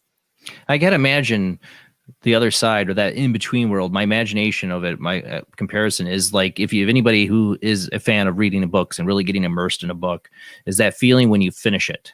Yes. When you finish it, the characters moved on, or it's the end of the story, and now you're back to yourself. It's that, I have a feeling the in-between's got to be something like that.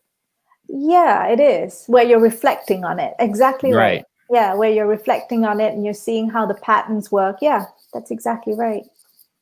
But it's like, oh wait, I'm this person now. I'm back to me. But I was James Bond in this book. I read a lot of James Bond novels. Shout out to Sean Connery, my favorite James Bond, who passed away. But I read all the Ian Fleming's James Bond novels, and I was James Bond in those books. I lived that. I immersed myself. When you come back from it, it's like, oh, I'm back to being Jason Bland, not James Bond. But you wonder how many people, how many of the villains in the real world, the people we all look as the bad guys, Yeah. How many of those are just a soul taking on a character?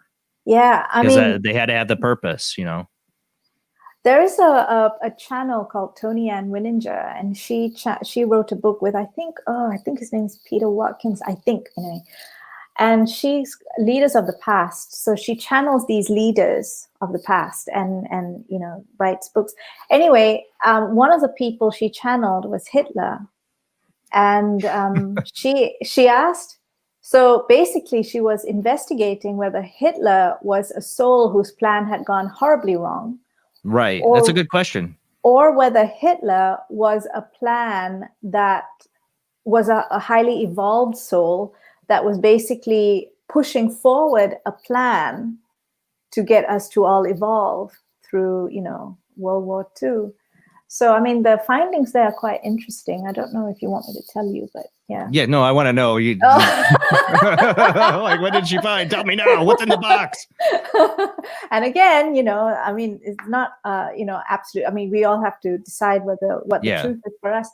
But what she found out is that he was a highly evolved soul who chose to come to do to execute a very highly complicated, difficult plan to help us all evolve in certain ways. So, like I said, it's like an actor playing a role. I'm going to play the villain in this one. Right. That's right. I mean, and if you think about it, even with Peter and Magdalene, I mean, Magdalene is a housewife in this life, but in that life she was Mary Magdalene. Greg is like a normal person going about his works hard. He has a family. He provides and with a wife. But in that life he was Paul. So from a soul perspective, the body that we're going through right now is just an instrument to fulfill our purpose. We in the bodies, we put a lot of focus on it, but actually it's just an instrument for a bigger picture. I've always looked at it as the body as the filter.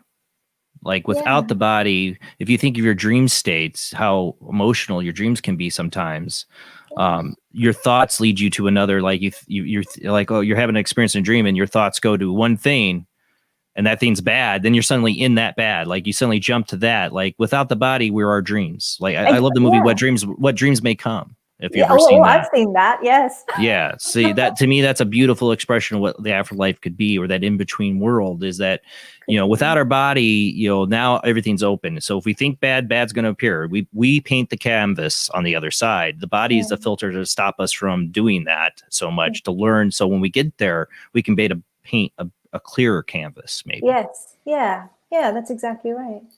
Well, I want to thank you, Reena, so much for being on. Now, your books, Divine Consciousness, The Secret Story of James, the Brother of Jesus, St. Paul, and the Early Christian Church, and The Shrouded Truth, Magdalene Lineage, that all available on Amazon, correct? Yes, they all are. And then your website you want to give out to people? Sure. So my website is my name. It's Reena Kumarasingham. So it's www.reenakumarasingham.com. I know it's a long last name. I still can't believe I got even close to it. So it is really see it and say it, but it's a Sri Lankan name. It's my dad's name. And on Facebook you can find me at R Kumarasingham, and I'm also on Instagram at Reena Kumarasingham. Well, but thank you so much for having me. I would love to have you on again. There's just so much. Time flies by, as I always say, every Sunday night.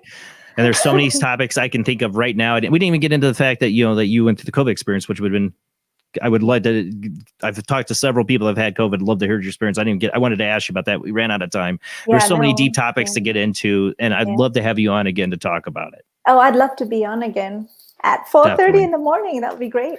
Well, yeah, I know. Thank you so much for pulling it through and getting up early for the show. Well, thank you for engaging me. So it was great. Thank you. It was lovely conversation and something I definitely want to get more into you with another time. We got to have you on. Oh, I'd love that. Thank you, Rob. Thank you, Jason. Sorry. Yeah. Well, Rob too. Rob's there. And thanks, Rob. And yes, it is Rennes Le Chateau, by the way. Rennes Le Chateau. Yes. Thank you. Thank you. Cool. I got it right. All right, guys. We will be back in 2 weeks. We do not have a show next week because I have a store meeting for my regular 9-to-5 job. It's not 9 to 5. It's all over the place. But we won't have a show next week, but we'll be back the following week. I don't know the guests right then, but I'll have it all posted for you. But yeah, join us in 2 weeks. We'll be back. Same bad time, same bad channel, 10 p.m. to 1 a.m. Central, 11 p.m. to 2 a.m. Eastern, 8 p.m. to 11 p.m. Pacific time. Thanks to everybody who shares the show out. It is the biggest help. And also thank you to all who are Patreons. You are paying the bills for the show, at least half of the bills. It helps out big time. Thank you to everybody who does. But like I said, the biggest help is telling your friends about Paranormal Soup, a place to come, open minds, open conversation. That's what we do. Great chat rooms. Thanks to everyone. Have a great night.